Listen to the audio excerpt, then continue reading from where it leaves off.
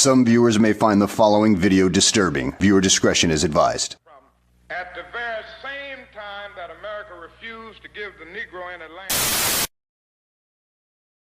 our government was giving away millions of acres of land in the West and the Midwest, which meant that it was willing to undergird its white peasants from Europe with an economic floor. But not only did they give the land, they built land-grant colleges with government money to teach them how to farm. Not only that, they provided county agents to further their expertise in farming. Not only that, they provided low interest rates in order that they could mechanize their farms. Not only that, today, many of these people are receiving millions of dollars in federal subsidies not to farm, and they are the very people telling the black man that he ought to lift himself by his own bootstraps. And this is what we are faced with, and this is the reality. Now, when we come to Washington in this campaign, we are coming to get our check.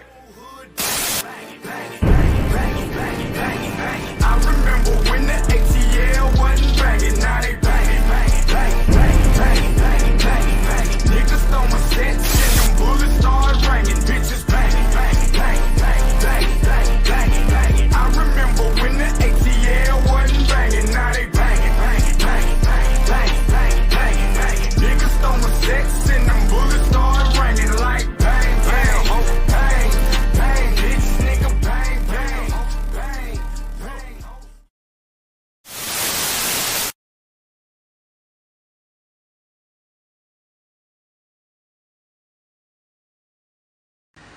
Yeah, about to have me some Duckton. Where the what the heck? What did he go? I had my mouth. What the He's sleeping now. Because they want to get him good and strong. So a little before debate time, he gets a shot in the ass. First things first, in this lame duck session. My administration has accomplished more than almost any administration in the history of our country. America's so true.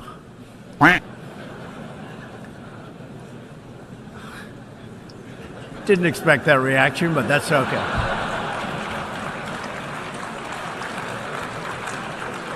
Right. Ladies and gentlemen, we got him. You're trying your best, but it never feels like enough. I started having second thoughts almost the moment I sat down on the plane. Lights off! Off! Turn them off. They're too bright. Turn them off. Turn them off. Let's go. Ready? Turn. We go back a long way.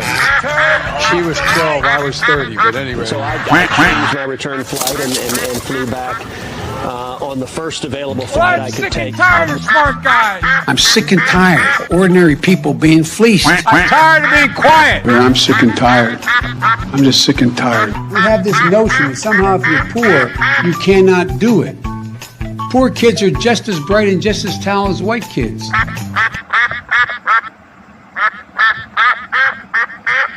With great power comes great responsibility. You want to see a bird graveyard? You just go. Take a look. A bird graveyard? Go under a windmill someday. You'll see more birds than you've ever seen ever in your life.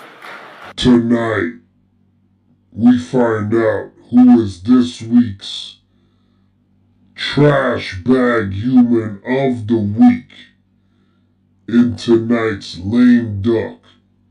TFP presents the Lame Duck Session. Bless, Leif, Cleanse.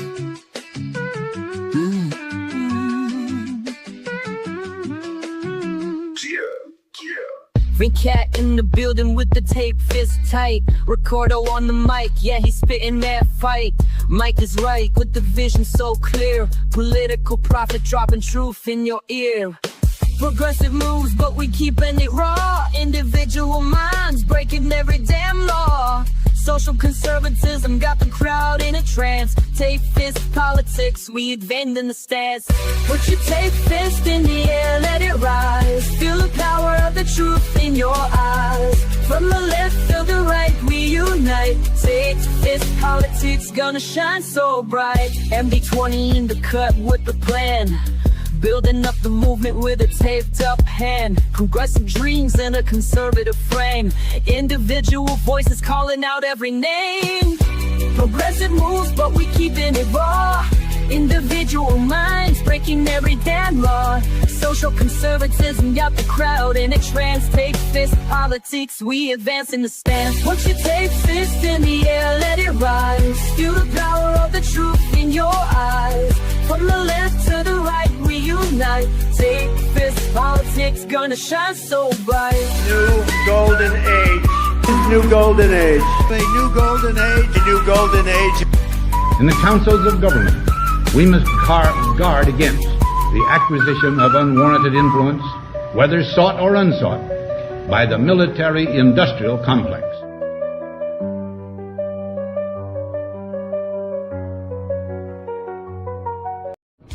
The following announcements have been paid for by Tape Fist Politics.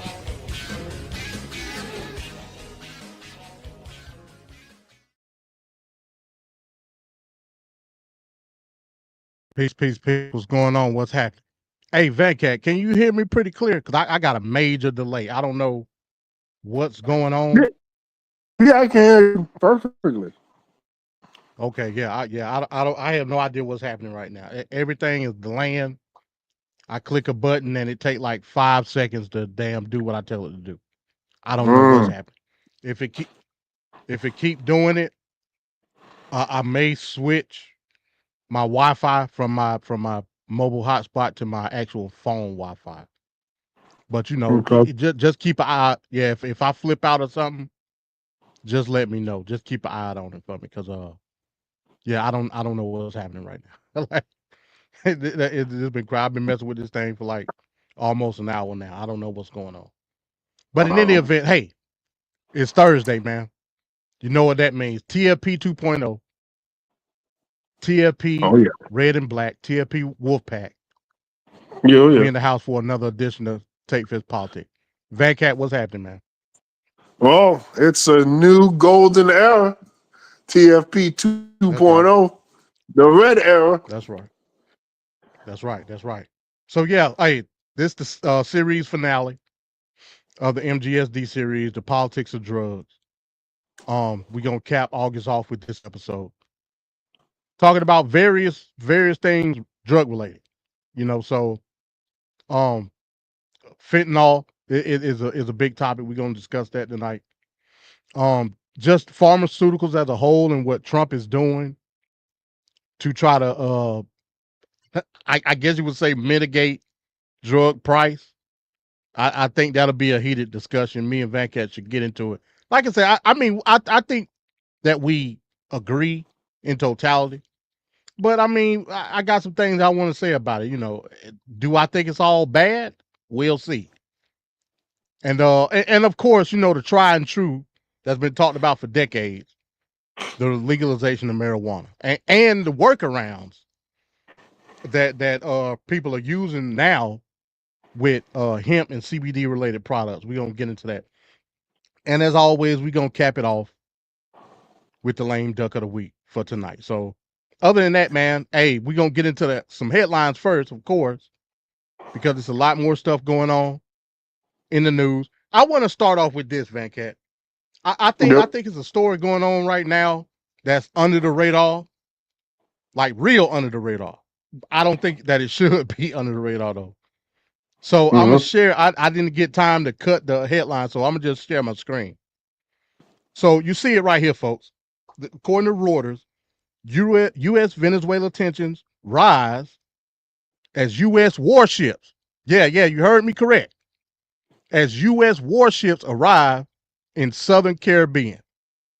So as we speak right now, Trump got warships, destroyers, and all manner of war machines down in the Southern Caribbean, close to the shoreline of Venezuela right now, as we speak. Crazy. But this is I the was peace told president. that's what I'm saying. I was told that Trump was the no wars president, no wars, and none of this would be happening if I was president. That's what I was Who's told. supposed to get the Nobel Peace Prize?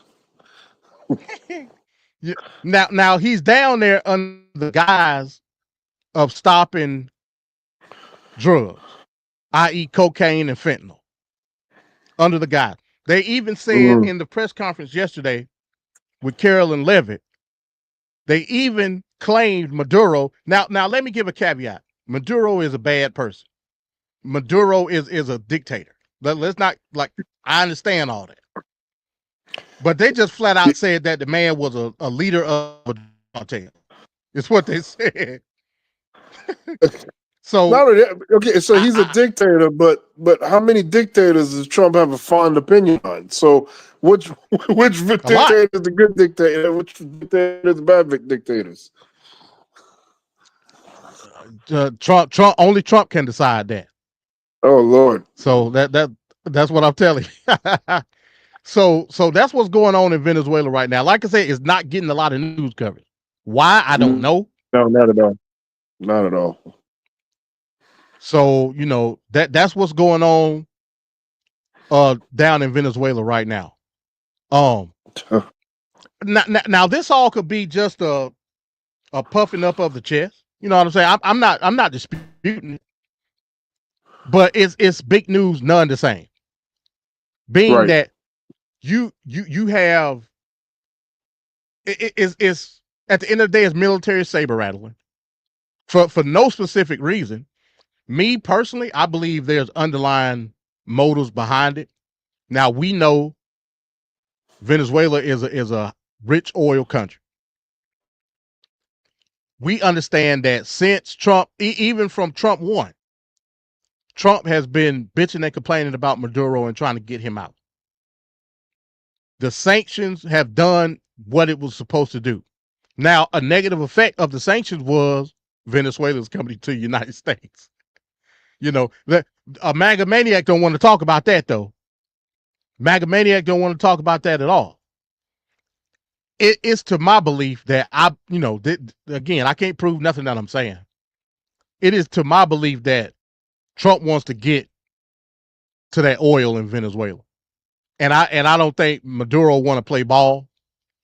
So he want to try to force Maduro out to try to get a puppet regime in that's going to play ball with Trump.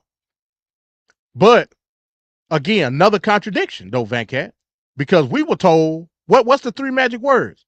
Drill, baby, drill. Baby drill. That's what we was told. Haven't seen a drill nor a baby since Trump. I ain't seen nothing. So it's all a farce. It's all a farce.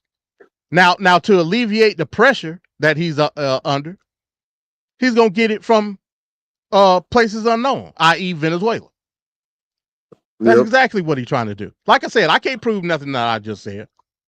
All I can do is put 2 and 2 together. That's merely all I can do. So you got anything else on that particular story? No, I mean you pretty much covered it, and it is way under the radar, and it's good to put a spotlight on that. The hypocrisy of Donald Trump is a forever going thing. Everything that they try to say he is, he isn't, and everything that he says others are, he is. So here's our peace president at work again, and just another head-scratching, unbelievable thing that he's doing, and he's getting a pass on it. Like, imagine Biden doing this. Imagine Obama doing this. My God. Oh, Lord. Anyway, all these so quote-unquote black conservatives would be like, oh, look, Obama went into this place and did this and blah, blah, blah. You know, so Yep. Hey, you absolutely right, man. It's the sleight of hand. You know what I'm saying? That it's the sleight of hand. Listen to me talk and do all of this while I move the pieces around. You know what I mean? So that's exactly what it is. Okay, so this is the next headline. Now this is a developing story. So it says CDC officials escorted from headquarters as chaos engulfs agency over director's ouster. So we saw yesterday, by way of Donald Trump, RFK Jr. let go of the director of the CDC. Now, mind you, the person that they fired was nominated by Trump at the beginning of the year, at the beginning of his term, and then turned around and confirmed in the Senate. So 7 months later, 8 months later, they fire her. Now, it's speculation, Van Cat, on why they did this. Some are saying that whatever RFK got up his sleeve is so egregious, not even she could say, hey, look, I can't have no part in this. You crazy as hell. So they got up out of there. Now, you saw a couple days ago, RFK Jr. just put out new standards for getting the COVID vaccine. So you can no longer get the boosters or anything. You got to see a doctor first before you can get any COVID vaccine or booster shot. So that's what's going on.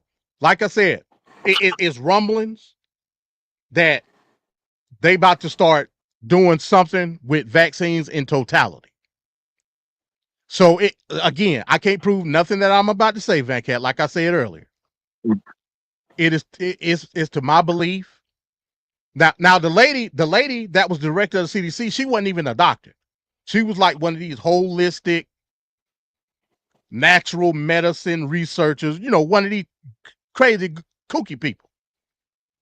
But not even she could get down with what RFK Jr. is. So the next, go ahead. Well, I just wanted to say, I mean, this is deeply troubling because, we're going to pay a huge price here. People are going to die. And we can't have top officials in the government running on hunches, speculation, and I believe this to be this way. You got to have sound reason actions that you do in these higher positions. So this is going to really screw some people over, and we're going to lose lives that could have otherwise been saved.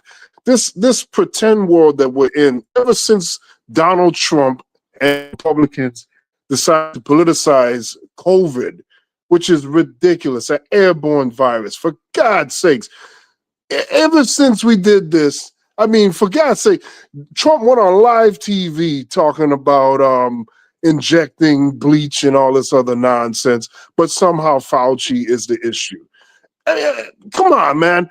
But this is a public health issue, and you can't just have people not have access to the vaccine. The vaccine is, whether you agree with it or not, COVID didn't subside or reduce drastically on its own. It was done because of the friggin' vaccine. Once those shots in the arm started going out there was enough people in the population that had it that slowed it down. Of course, since then, we've declared victory, and it's been creeping up in behind the scenes. There's people getting COVID all over the damn place, including some people at my job. So I've heard that there's a what new strain, a Stratus, I believe it's called. Yeah, a Stratus. It's been some confirmed cases in the Atlanta area of the new strain. So, hey man, like I said, I'm not one to talk because I didn't get the vaccine, not because I don't believe in it, not because I don't believe in it. To me, I think I wanted to get sufficient enough data to where, okay, this is what I need. Now, in the event of a mass crisis, of course I would get the vaccine. But I mean, I live in the thought box most of the week. Right. So I'm, you had I'm, cover, I'm self unlike quarantined. other. You're not Right. I'm self required to quarantined. be around other people. So that makes Yeah. sense. That makes sense. You didn't drastically But need it my like family, us. I'm on family front got it lines. though. Yeah, my Yeah. family got it. Yeah. Yeah. So yeah, if you are socially around most of the time, yeah, I would advise people to get it. Go ahead. Well, the other thing too is RFK is just drastically just wrong on so many things. I mean, look how the measles epidemic just shot up. Measles is something that was thought to be pretty much eradicated, thanks in due to vaccines. And now he's like dead wrong on that. And he's going to be dead wrong on bigger issues that are going to face us. And we are ill prepared within these next, 3.5 years that we have with this ignorant administration, that we are so. If there was a terrorist attack that used some sort of chemical weapon-based virus thing on us, we would be screwed because we do not have the level of intelligence or the manpower, since they eliminated so many people within the government to respond to these things. We would be screwed on an epic level. And COVID was just a precursor, the pre-show. That was light work, and we failed that drastically bad. Over 1 million people died in the U.S. alone, which is just ignorant. A lot of lives that could have been saved, gone for no reason. And the last thing I want to say is, it's a known fact that because of vaccines over the decades that have eradicated some of the biggest plagues of viruses that we've had in the early 1900s, 1800s, those viruses and sicknesses are no bigger threat today. But when we decide to turn our back on the vaccines that have helped to eradicate a lot of these diseases, it's going to all creep back up. We think that we're doing our victory laps, and every time you do a victory lap, you leave yourself open for a disaster. Now you brought up the plague, Venkat. Yeah. So a couple of weeks ago, the bubonic plague actually popped up in California. It was a New Mexico man that got it. Tell me that we living in the era of Trump without telling me that we living in the era of Trump, where the damn bubonic plague just reemerged out the blue, like we in medieval times or something. Yep.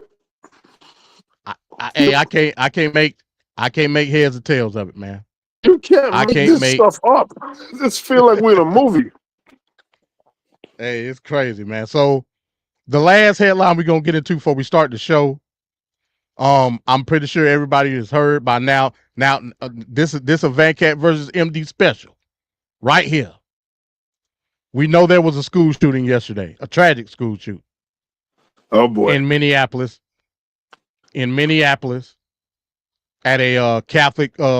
It was during a mass at the Catholic church on the grounds of a Catholic school. This person was, I think his name was Robin Westman. Now, allegedly, because I don't know if this has been confirmed. Allegedly, this was a young man that transitioned at one point in time to a woman. Now, his ideology was all over the place. I put the videos. I don't know if you watched those videos, Venkat. I put the videos in the group chat yesterday of his YouTube videos before they got took down. His ideology was all over. He hated everybody. Surprisingly, he didn't say nothing about no niggas on any other. That's like the only group. That's like the only group he didn't say nothing about. Was niggas. Everybody else got it. The small hats, the damn the MAGA. I'm talking about everybody got smoked with the guy. Wow. So, of course, Fox News been on 24 since it started. That's all Fox News talking about. Trump is, to my belief, once again, Trump is going to use this to further his conquest with the military and the National Guard. And I think Minnesota may be a staging ground for it, based on the parameters surrounding this tragedy. Now, everybody knows. Let me say it again before anybody got anything to say. I am pro Second Amendment in whatever context you want to put that in. I believe you should have the freedom to own weapons. But I also believe there should be parameters surrounding the ownership of a gun. That's a fact. I had to go through it. So should everybody else have to go through it. I was once charged with a felony. I had to jump through all kind of hoops and go through all stages of hell to get my freedom back. And I did it. And now I'm able to enjoy all the freedoms anybody else would be able to be that's a law-abiding citizen here in this country. If I wouldn't have did that, I wouldn't have the ability to own weapons or vote or do all the other stuff that freedom-loving people get to do. Yeah. I think those parameters should be set for everybody. I also believe that there should be different stages of qualification when it comes to owning a gun. Now, I live in a free state. I can go to the store right now, even if I didn't have weapons now. I can go to any gun store in Georgia and buy the gun as long as I got the money for it.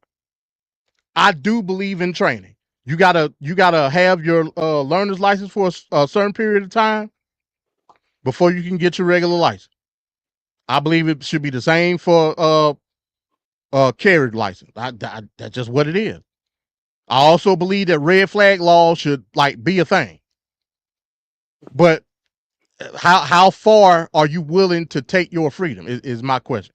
Van Cat, what you got on the situation from yesterday? Well, I agree with what you said just now, and we're all for it. It's just not enough. It's just not enough. A lot of people just feel like it's just so laid back and lax with being able to obtain a gun in this country. The statistic is for every person in America, man, woman, and child, it's 7 to 10 guns. That's crazy, man. And okay, let me stop you right there real quick. I just want to add, and then I'm gonna let you go. Yeah. So your issue is not necessarily the ownership of the weapon. Your gripe is with the mass producing of the weapon. Would I be correct on that? Mass producing, and the irresponsible nature of it. When you talk about all the training and checks and balances, I agree with that. Because to me, a gun requires strict responsibility and intelligence. And I think if you don't meet those requirements, you shouldn't be able to have a gun. I think guns are supposed to be reserved for the most strictly responsible people. And anybody else holding them should be illegal, and that should come with a set of consequences for those that are, whether it be criminals or whether it be just knuckleheads. But what about the quantity though? What about the quantity? If I meet all them requirements, should I be limited to the amount of guns that I can own? See, that's where we're gonna differ. You know that, right? Okay, so I'm willing to look the other way because I don't really. If you're a responsible gun owner, it's not going to matter how many guns you have. You know what I mean? Right. I agree with that. So I could see that, and that's fine with me. But the amount of guns that are flooding the market that can just easily get in the hands of people that we would not like to have those guns, that's problematic. So the quantity isn't really for the responsible people. It's more like there's just so much out there, it'll be bound to get into the hands of the wrong people. You know what I'm saying? So, but I agree with everything you just said, Van Cat. The problem is you talking about 98 to 99% of gun owners. the vast majority of gun owners are responsible. I don't think so. So why, man? Come on, see. I don't think so. This is the United States. But, This is the United States, but it's a different level. We stupid. We super stupid out here, boy. We see it every day. People not being responsible. That I can't agree with you. That's a little bit of Boy Scout faith you got right there. No, I don't believe so, Van Cat, because again, Okay. the violence that we see, it's a pimple on the ass of America, bro. It truly is. So if we, like I said, I'm just basing it off your logic. We talking about numbers, right? Yeah. If it's 7, 8 guns to one person, that's a lot. That's a big ass number. Versus the crime that is committed, the violent crime via gunfire that's committed in the country, that's a pimple on the ass, Van Cat. I'm just using your logic against you is what I'm doing. So again, we're talking about 98% of gun owners in this country are what you say you want them to be. So us as gun owners, we have to limit our freedom. And again, I believe in red flag laws and all of that. You ain't gonna get no argument from me. But when it comes to mass production, which is we talking about an industry at the end of the day, Van Cat. Guns is big business, big business. So you want to limit the production of these weapons. Thus, when you limit production of something, what happened to that product? That means price go up. Yep. You want to limit access to free Americans based on the actions of the few. I don't think that's right, Van Cat. I just don't. I can't get jiggy with it, man. So we talked about politics section last week. And so we limit the viewing of pornographic material to underage people. We limit that because that's not legally who it's for. So we limit mass producing a bunch of weapons on the street. There's so much production that you don't even I ain't even talking about the criminals because those are a given. Those are a given. We're talking about unstable people. You know, how many people? I just had a situation in my job where somebody just snapped for no reason. I'm still trying to make heads or tails of what the hell that was. I ain't gonna get into it. I just don't understand how it went from 0 to 60 just like that for a situation I thought was just I know is not a big deal. Now introduce a gun in that person's situation. I'm not saying they're gonna do it, but I'm just saying I don't feel good about it. If they were able to snap like that so quickly, that's just insane to me. So, because again, people are human. I mean, people are people, and we know what people do. A lot of people are trash, and you put these weapons in an ordinary person's hands, especially that are unstable. And we have a lot of that out there in this country. 50,000 people a year killing themselves in this country alone. Half of that is from the guns was the weapon of choice to accomplish that feat. There's a lot of issues out here. So you're putting a weapon, which a gun just makes a soft sounding person to raise their voice, a shy person be brave. No, it's too easy, man. I'm just saying. You flood in the market. I don't really care if if a person wants to own a gun, I don't care that they got to pay a whole bunch of money versus, I got it at a discount. I'm sorry, that don't move my world. The pricing has nothing to do with nothing for me. I just need to limit the amount of production so that it just don't bleed all out over the streets and it's just so excessive. And then the type of guns that are available are truly alarming because now you have high-powered machinery out there that's just accelerating the death toll whenever some idiot wants to snap. And now, if I go out to shop somewhere, or if I go to movies, or if I go to the park, it could go down right then and there, and boom, with It's on. And I am not going to be listening to the NRA talking about a good guy with a gun who's going to come and save me. Superman ain't saving nobody, okay? That's why you must be Superman. Yeah, whatever. They try to get out the holster and they shoot themselves in the leg like Cheddar Bob. I don't think so. I ain't trying to wait for Cheddar Bob to friggin' save me. If we're in another country, they don't have those issues, and it's obvious, man. It's obvious. They playing Jason Voorhees on people out there. That's what they doing. Well, I like that I said, better. that's what you. I know you like that better. I love that. I love that. That's a lot more personal to me. Yeah, you rather have Castle Siege. Yes. Then hey.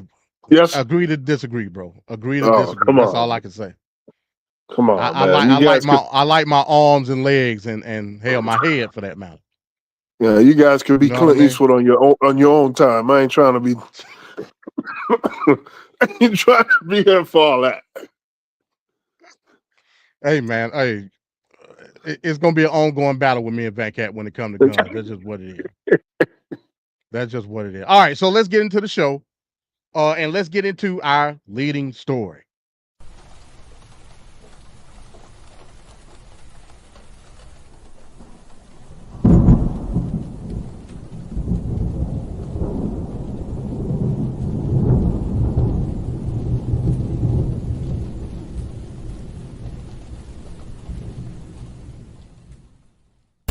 Now, this morning, President Trump says he will announce new tariffs on semiconductors and chips as soon as next week. This was in an interview with CNBC.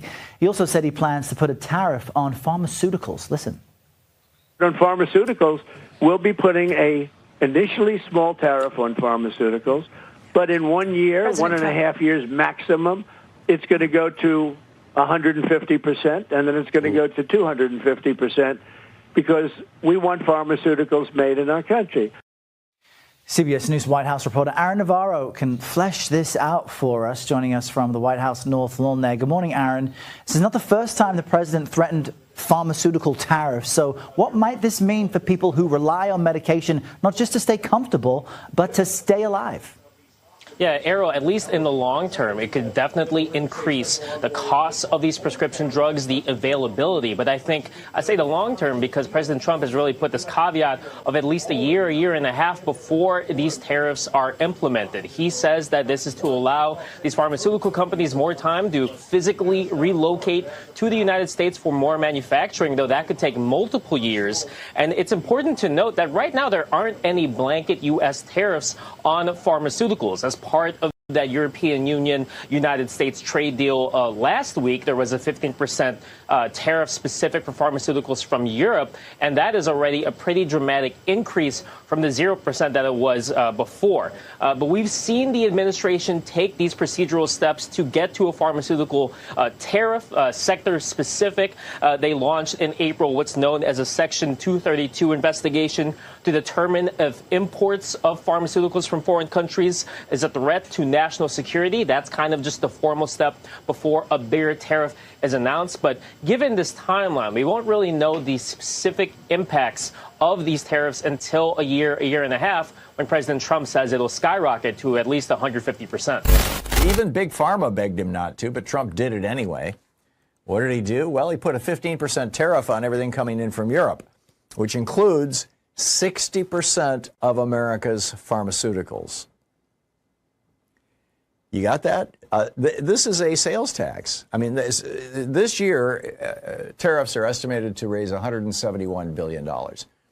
And, as I mentioned, there's Josh Hawley says we should write $600 checks to Trump voters, as it were.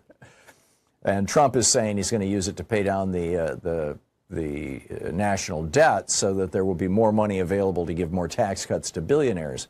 But this is 100% of this is a tax cut on average working people.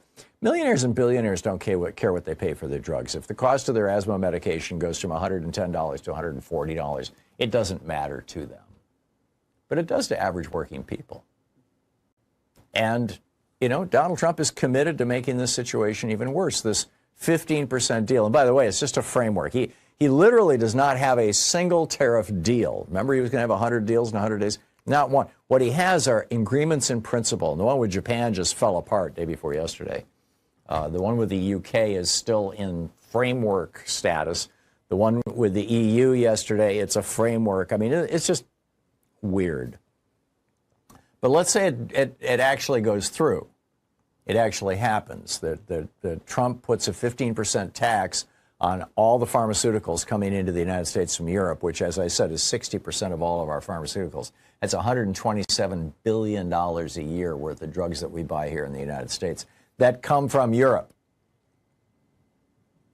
So what the price of what is going to go up? Well, Ozempic and Wegovy are manufactured in Denmark and Belgium. They're for diabetes and weight loss. Humira and Stelara for Crohn's disease, arthritis, psoriasis, produced in Ireland.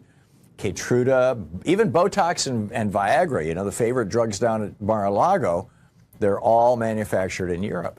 And Trump's tariffs hit them all. And if you think that the drug companies are just going to absorb these tariffs, I got a bridge to sell you.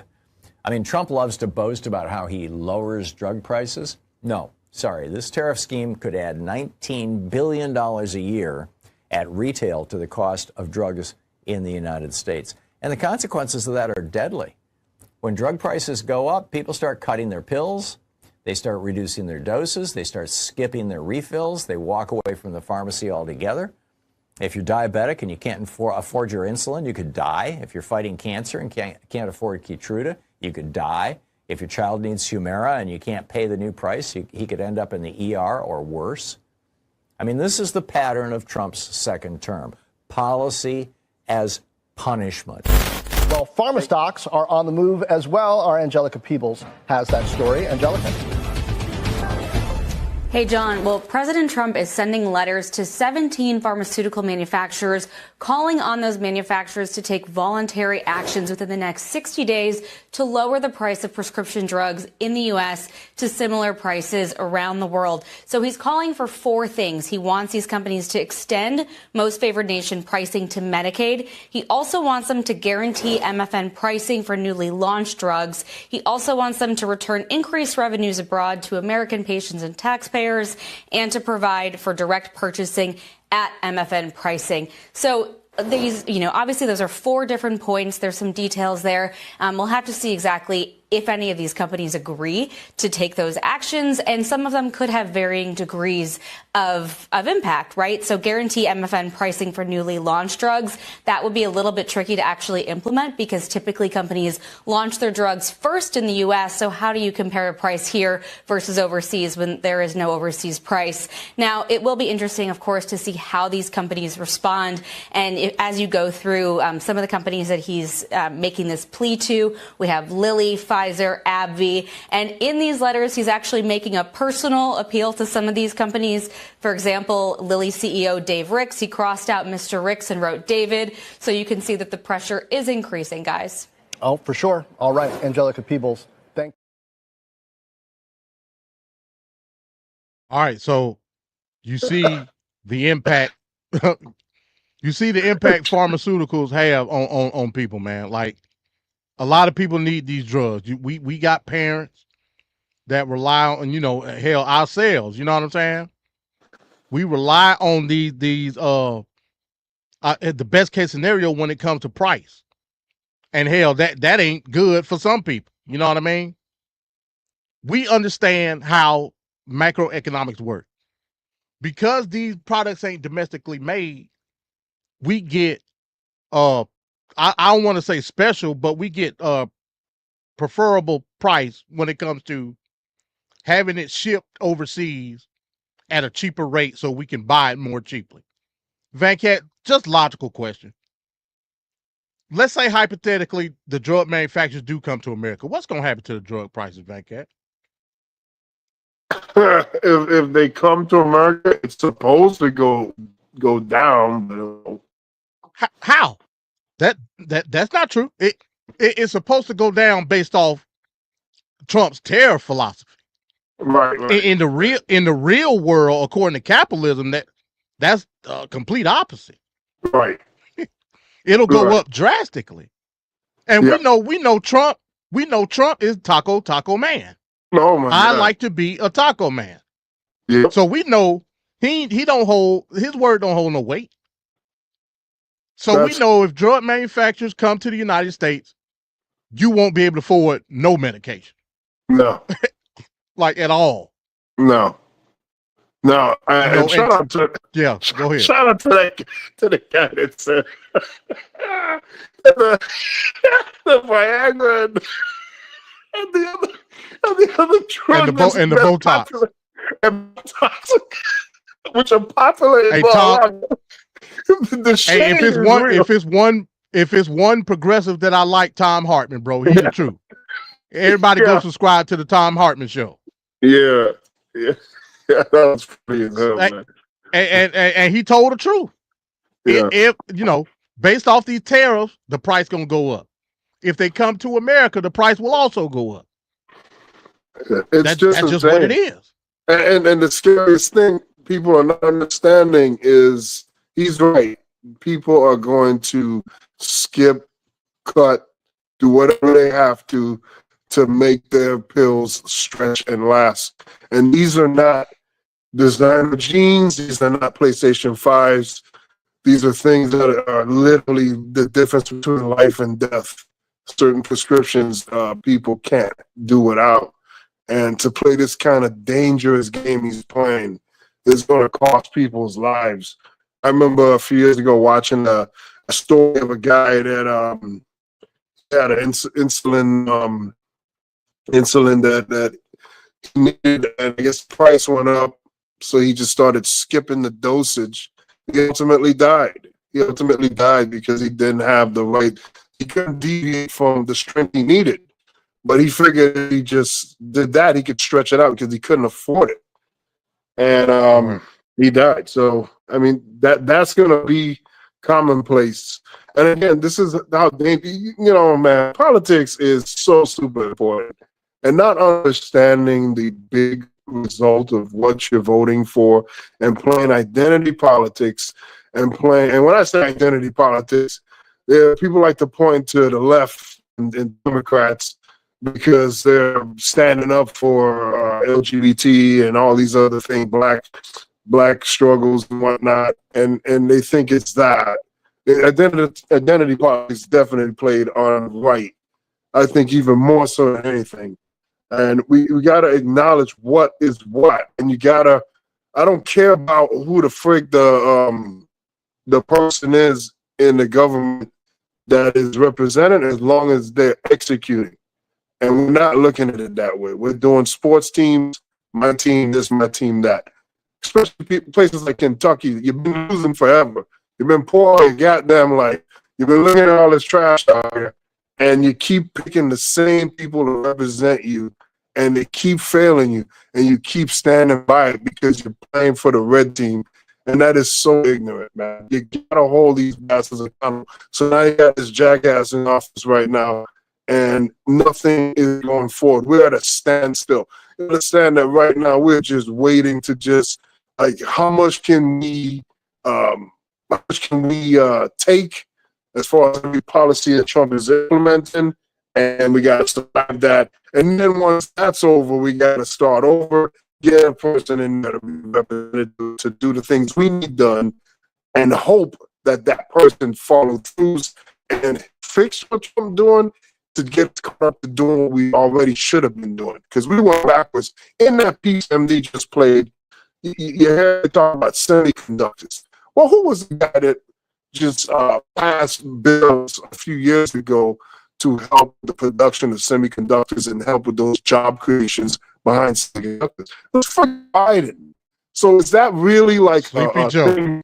Exactly. So, Biden did this, I'm gonna do that, and that's the level of petty. So we're gonna be struggling because we got an old guy, a 79 or 78-year-old mediocre, or 79-year-old mediocre white man that's just have grievances and wants revenge.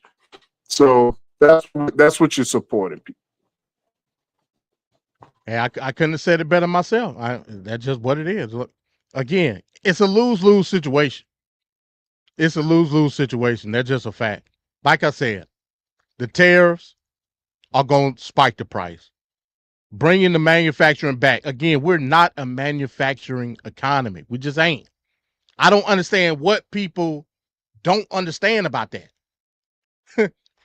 Like, it's a benefit to us to not be a manufacturing economy because we get to buy shit for cheap.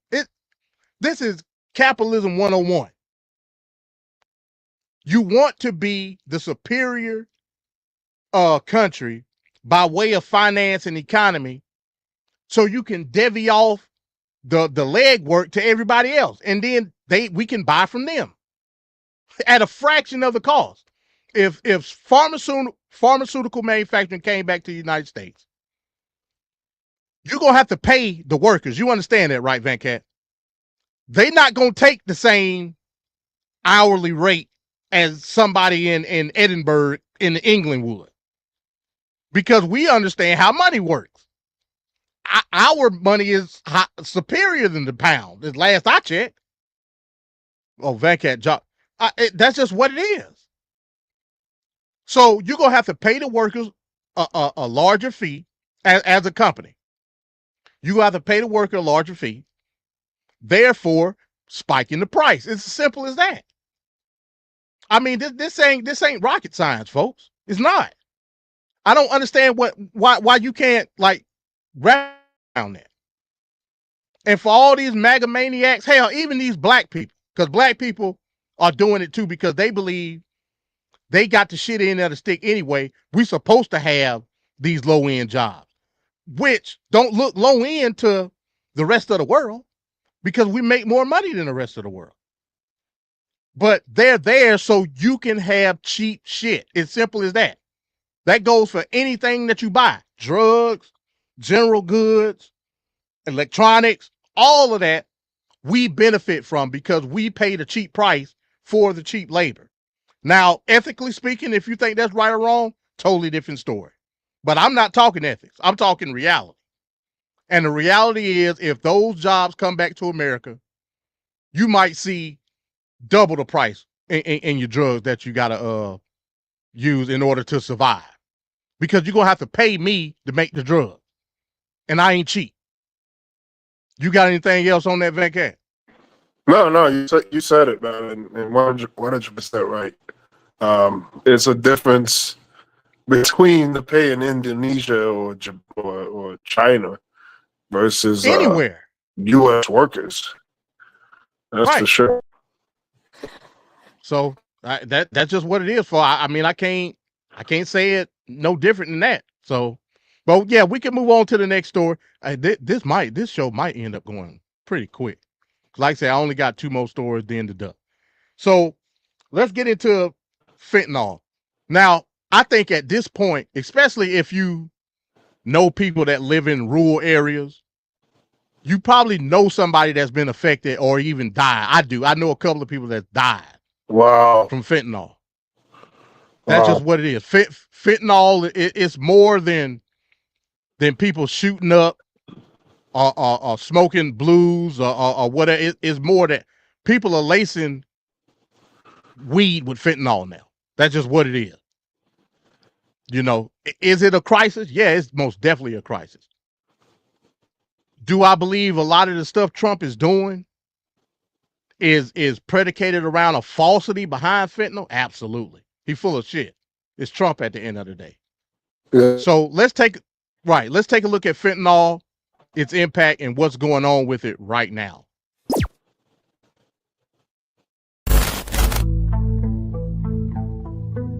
The decades-long opioid epidemic in the U.S. was once dominated by drugs like heroin and oxy. But with the rise of fentanyl, perhaps the most dangerous phase is now upon us.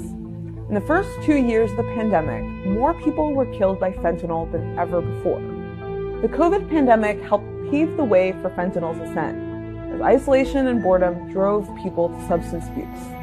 There have been more than 165,000 opioid deaths since the start of COVID. Most of those deaths involved synthetic opioids like fentanyl. Fentanyl was first developed as a stronger kind of painkiller. It's cheap, and the street version is abundant. It's more than 100 times more powerful than morphine, and 50 times more powerful than heroin. Just 2 milligrams of fentanyl, around the size of a few grains of salt, can cause a fatal overdose. Fentanyl is now infiltrating other kinds of drugs, including heroin and cocaine, as well as counterfeit prescription pills. That means people with an opioid addiction are at risk, and so are users of cocaine, black market Adderall, meth, marijuana, and other substances.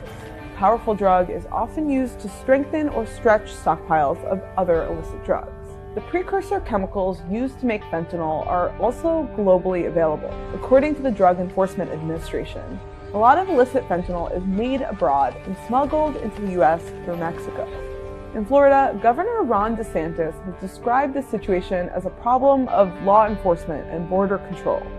He has responded by increasing Florida's penalties for opioid sale and distribution. And he announced a program that connects patients with treatments like naltrexone and methadone to help treat addiction. Similar techniques like syringe exchanges are part of what's known as harm reduction, a movement to decrease the risks associated with drug use. But some harm reduction techniques have been rejected by conservative elected officials, who say they instead enable drug use. Another tactic is the distribution of fentanyl strips, which can be used to test for the powerful substance in other drugs. But the strips are considered illegal drug paraphernalia in about half of U.S. states, including Florida, according to Kaiser Health News. Florida's Republican-controlled legislature recently shut down an effort to change that. In Florida, which skews older and is more than a quarter Hispanic, most of those who are dying of opioid overdoses are white and more than half are younger than 45. But with fentanyl use on the upswing, the death rate among black people has overtaken white people, and overdoses among Native Americans are also increasing disproportionately. Is it a drug war or a trade war? We've had a lot of tariff talk lately. That's because the Trump administration is using tariffs, they say, to pressure Canada and Mexico to stop illegal drugs, and in particular fentanyl, from entering the U.S. Now, no one wants fentanyl here. That shouldn't be here. It's a dangerously addictive synthetic opioid that over the last 20 years has killed, roughly 430,000 people, the whole category of illegal opioids. That's according to the CDC. And government data shows, here's the thing, a majority of the illicit fentanyl coming into the U.S. comes over the Mexican border. That's the seizure rate last year. Less than 1% was seized at the U.S.-Canada border. Canadian leaders looking at those numbers say, look, fentanyl concerns are a pretext for the Trump administration's tariffs. And yesterday, President Trump's top economic advisor said, no, they're not a pretext at all. The administration started a drug war, not a trade war, and claimed that Canada, despite those numbers, is more problematic than the data suggests. Take a listen. I mean, Canada's not a major source at all of fentanyl in the United States, are they? Well, yes, they are a major source. And I can tell you that in the Situation Room, I've seen photographs of fentanyl labs in Canada that the law enforcement folks were leaving alone. Canada's got a big drug problem, even in their own cities. Go walk around, Toronto and see what it's like, and you'll see that it is a big problem. But we haven't seen an iconic streaming series about a Canadian fentanyl dealer yet. Joining us to talk about all this and whether it's the best approach to reducing drug deaths is a deputy director of the nonprofit Drug Policy Alliance and the author of The Harm Reduction Gap, Sheila Vicaria. Sheila, thank you very much for being here. Good morning. Thanks for having me. Fentanyl kills so many people. The whole family of opioids, illegal opioids. No one wants them here, but drug enforcement is always a question of, do you take on the supply or do you take on the demand? How do you feel about this effort to take on the supply? Well, one thing that we know is that most of us are impacted by the overdose crisis, right? I myself am a social worker. I'm a former addiction treatment provider, and I'm someone who's lost loved ones to the overdose crisis. So I understand, like anyone else, that we are looking for solutions. But one thing that we know is that solutions that work are often grounded in public health and supporting the people who use drugs themselves. We are actually seeing declines in overdose deaths potentially for the first time since the beginning of the COVID-19 epidemic. We lost over 100,000 people to overdose 3 years in a row, and there's some signs that last year we saw reductions. And why did these reductions happen? It wasn't because we were proposing a war against our enemies. It isn't because against our allies, so-called calling them enemies, right? Or even proposing tariffs. It was because we invested in our communities at home. We used valuable resources from the federal government, the state governments, and local governments to provide access to life-saving supports. Naloxone, the opioid overdose reversal medication, is more available in our communities than ever. People can respond to overdoses in their own homes and save lives. Medications like buprenorphine and methadone, which are effective treatments for opioid addiction, cut the risk of overdose in half. More housing supports, more overdose prevention, more recovery supports, more veteran services. Those are what's saving lives. But is it an either or here? I mean, you could do all those things that you say work and also cut down on the supply using tariffs. Do you think there's a role for that? So the problem is that even the administration is pitching this to us as an either or, because they want to fund more enforcement at the cost of treatment. And where they want to cut money is often from Medicaid, from SNAP. There's talks about cutting Social Security. There's talks about cutting Veterans Affairs and education. So actually, the administration is forcing us to choose between strategies that help Americans at home in their own communities or trying to look for a needle in the haystack at the border, trying to find a pack of fentanyl in someone's tire when we know that you could use that money, those trillions of dollars, to actually support our communities at home. The Drug Policy Alliance calls the claim that tougher enforcement leads to safer outcomes simply a myth. It is absolutely a myth because it redirects our energy away from the source of the driver of the drugs coming into the country. As long as drug demand exists, people are medicating pain, physical pain, emotional pain, stress, anxiety, instability with drugs. And as long as American people are using drugs to self-medicate, those cartels are going to find ways to bring drugs into the country. So there's only so much we can do at the border when we know that actually addressing drug demand, helping people who want to get off drugs, helping those who are using to be safer, and to connect them with resources in the community to get the help that they need. Major update from the FDA today as health officials approve Narcan spray for over-the-counter non-prescription use. News 8's Megan Bunchman has more on this story. Megan? When Narcan, or the generic drug naloxone, is administered to a person, the drug can rapidly reverse the effects of an opioid overdose, which means today's announcement from the FDA could be a major tool to fight the ongoing opioid epidemic nationwide. Having access to this tool will save lives. A big announcement from the FDA today, making Narcan the first naloxone product to be sold over the counter. I'm elated and finally relieved that we're reducing barriers and hopefully reducing stigma. Pharmacist Susan Device Miller says this life-saving overdose reversal tool has proven to be a game changer when it comes to addressing the opioid epidemic. If we can get it into the hands of the people who are using substances, we can prevent some of these deaths. And we know that if it gets into the hands of somebody who is not using opioids, it doesn't do much to them, meaning there's no effect unless somebody has an opioid in their system. Kent County health records show there have been 203 drug overdose deaths in 2021 and 2022, with 158 of those being opioid-related deaths. It's a crisis Corewell Health knows all too well. In 2022, we unfortunately had about 74 overdose that we could correlate with opioids. While the timeline and rollout of the nasal spray Narcan will be determined by the manufacturers, the FDA recommended that it would be distributed at an affordable price. What is affordable to some is not affordable to others. And I'm so pleased that we are removing one barrier.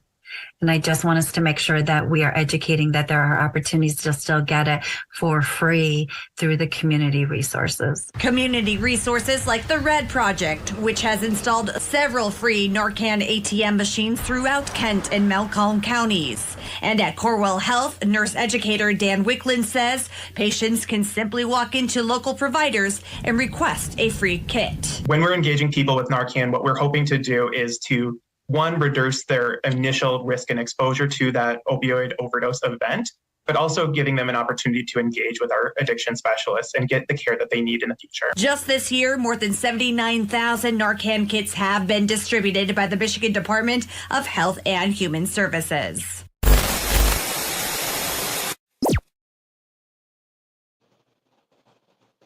All right, so talking about fentanyl, again, it's a devastating drug. You heard in the report, only a couple of grains comparative to a couple of grains of salt can kill you. Which is scary. And we know it's real scary.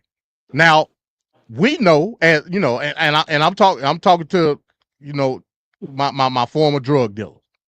You know, whatever you can use to stretch something to make money, you're gonna do it. Yep. And that's what's happening in our hoods. Like I said, when I was researching to put this together, and I found out that now black folks are dying at a greater rate than white folks from fentanyl. I said, God, it's bad. I remember when the fentanyl first hit. What did we say, Van Cap? We said, oh, that's some White people redneck stuff. cracker drug. Yeah. Yep. You know, they dying off fentanyl. Yep. This is not the case no more. Why? Because now drug dealers are seeing, hey, I can stretch this dope out with this fentanyl. And you know, people that strung out on crack, coke heads, pill poppers, they dying left and right. Even now, like I said, people are lacing their weed with it. And I used to get real high, Van Cap. I used to get like very high off various drugs. Ain't no way in hell I'll take any type of recreational drug at this moment. Ain't no way. I can't do it. You don't know what you're gonna get. And like I said, exactly. I got some crazy ass kids, but even my kids, because they understand the dangers. Because like I said, we've had people that we know in our family die from this shit. Wow. They like, hey man, I don't want to partake. I'm straight. You know what I'm saying? So at least I got that comfort of knowing, hey, look, my kids ain't stupid. You know what I'm saying? Right. You put something in front of me, I just ain't gonna inhale it or sniff it or do whatever. So I'm grateful for that. But hey man, this fentanyl, and again, I'm all for any effort to try to stop the threat of fentanyl. Don't get it twisted. What I'm not for is the I don't even know how you would say it. The politicization. Yeah, politicization of it in regards of heinous acts and nefarious means. Right. So why would you have something as simple as a fentanyl strip, something that you can test? Yeah. To see why would you count that as contraband? That's the most idiotic thing I ever heard in my life. Yep, that's about ain't right. The whole goal. Ain't that's the whole goal of trying to stop people from dying from fentanyl? Mm-hmm. Because you ain't gonna stop nobody from doing no drugs. You can kill that. That ain't happening. I don't care what you do. That would be like, hey, we need to stop all the premarital sex, so we're gonna ban all the testing for pregnancies. Like, it just don't make sense. It don't make sense. It's idiotic. Oh God. And right, and as we know, last year, Biden via the FDA under Biden, they approved Narcan over the counter. I looked up the price. I didn't put it in the piece. The average price for Narcan, like at a CVS or Walgreens, is like around $50 for a kit. Mm-hmm. Now, if I'm a dope head, and you know I don't want to die, you know, well some might, I don't know, you know what I'm saying? Mm-hmm. But I think I would invest in at least having one Narcan kit on me in the event of, hey, look, if we're sitting here smoking this crack, break glass in case of emergency. You know what I'm saying? Right. You know, and like the lady said, there's public resources where you can get the shit for free. Mm. You know what I'm saying? It's various clinics and missions. Like, hey man, hey look, I know you're gonna do what you're gonna do. Here, take this. You know what I'm saying? Just like what you remember, they made a fuss when Biden had approved the syringes. You remember that? Yeah. Yep. Yeah. What? You're not. I don't care who you are, conservative, liberal. You ain't stopping drugs, bro. It's just not happening. I don't give a damn what you do. So at the very least, you can try to stop somebody from dying or getting infected by something. At the very least. Right. At the very least. Go ahead, Venkat. It's stunningly absurd. And of course, Florida is always on the forefront of the dumbness. Ron DeSantis, another incompetent piece of trash that's just not leading anything. He just stands on his, I think the world is this way, and that's the way it is. And like, we're not hearing any arguments, counter, pro, or whatnot, and then making an educated, opinion decision from the facts that you get. It's just he's going this way with it, and that's it. And again, Florida will religiously keep picking Republicans because they're playing on a team. Meanwhile, the people they put in there are not doing overall the best for you. So some people are very selfish, right? So, they may not have, like, I'm straight edge. I'm straight edge. I don't have a drug issue. Never have, never will. I don't drink coffee. I don't drink beer. I don't drink wine. I don't do anything liquor. I don't take drugs. I don't do any of that stuff. But I still see the issue, the public health issue in overall, where it can always affect you in some way, whether it's a person that gets into a car accident because they're mentally impaired from drugs that they may be on, a fight can break out. You never know what it is. That shouldn't be the reason to act on these things, that because you may face a consequence indirectly or whatnot. You should just be like, this is a human issue and we need to do what's logical and most sound for the majority of the people. We're not doing policies like that. We're leaning on these ideologies that can be very selfish in nature, and in the end, there's no outcome. So we got all these people dying left and right, and some people are like, well, it's just that way, so it's just that group, and we just keep losing lives. We got all these disposable lives here, from homelessness to drugs to everything else under the blue moon. At some point, we got to be able to look at it and be like, this is not working, and we need a different point of view. That's the reason why I am progressive, I am democratic and whatnot, because ironically, when I was younger, you would say I would be more conservative because that just seems to be the only way. But once you start living life and noticing things, you start to realize the other side may have other ideas that'll work. Yes, your face. No. Hey, I ain't saying nothing. I ain't saying nothing. Oh, your face said everything. But we'll have other ideas that are like not on the norm, but may work. So we need to look at every logical aspect of what can help with these issues. But what will not help is the same old, same old. It's just not going to be right. If a person's on drugs, maybe we need to give them the drugs in a safe environment. That sounds like, wow, why would you give somebody drugs? And then you go all over the place. But there's a reason for it. And you can minimize the amount of people using. You can minimize the amount of people that are witnessing they doing it. And then the other people starts to do it. And it becomes this never-ending cycle. We need to address the issue straight up rather than just pushing it aside and hoping it corrects itself, because it's never going to correct itself. But I don't think people... Yeah, go ahead.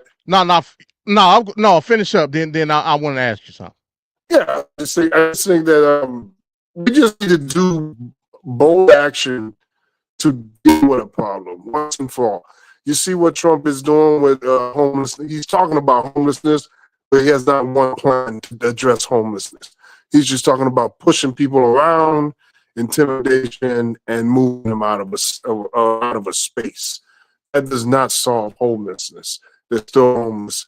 And pretending that they're not homeless by calling them unhoused, that's not helping the situation either. We actually need to really address issues. I agree with that. That's something that you need to talk to your progressive friends about. They get mad. They get mad at you when you say homeless. Not homeless, is unhoused.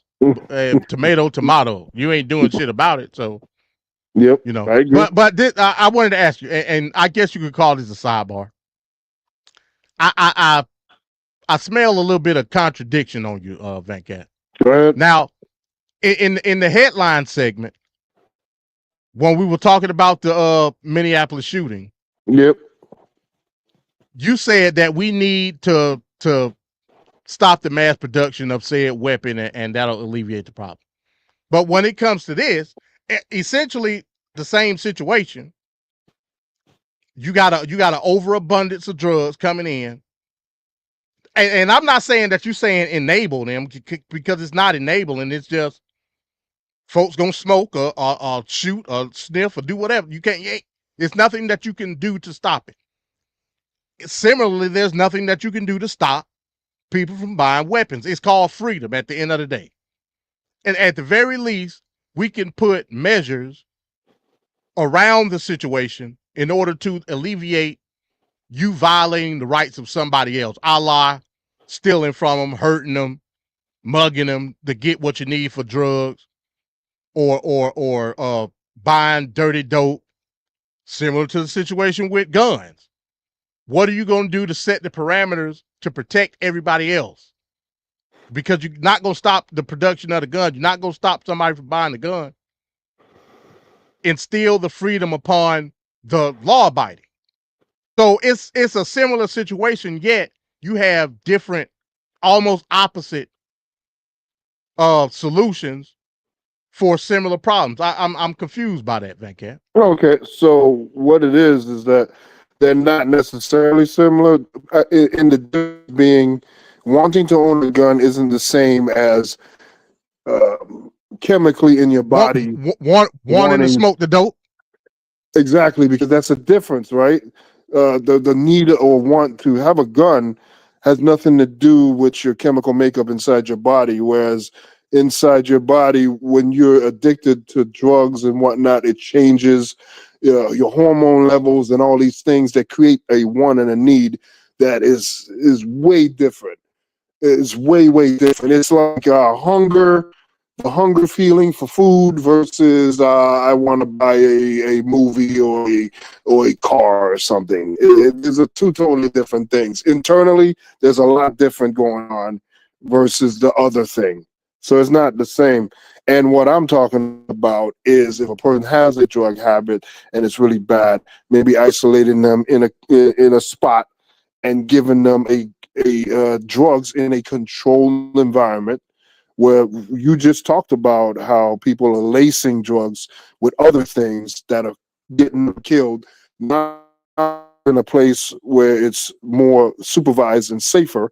And while they're getting it, they're helping them wean off the drug bit by bit, lowering dosage, doing things of that nature to help wean them off. So it's like, yeah, they're getting the drug, and over a set period of time, they will be weaned off the drug. That is more helpful than saying throw a bunch of drugs out there, which is not what I'm saying. It's targeted and it's a deliberate effort to solve a problem. So it's not the same. Oh, okay. So okay, we'll agree to disagree, because I wasn't necessarily saying that the problem to the solution is just to give everybody dope. I'm not saying that, of course not. What I'm saying is again, it's not enabling. You basically alleviate a problem that's associated with the want and the need. Whether it's chemically induced or not, that ain't my issue. My issue Well, I mean, it's not to be stopped. That's just what it is.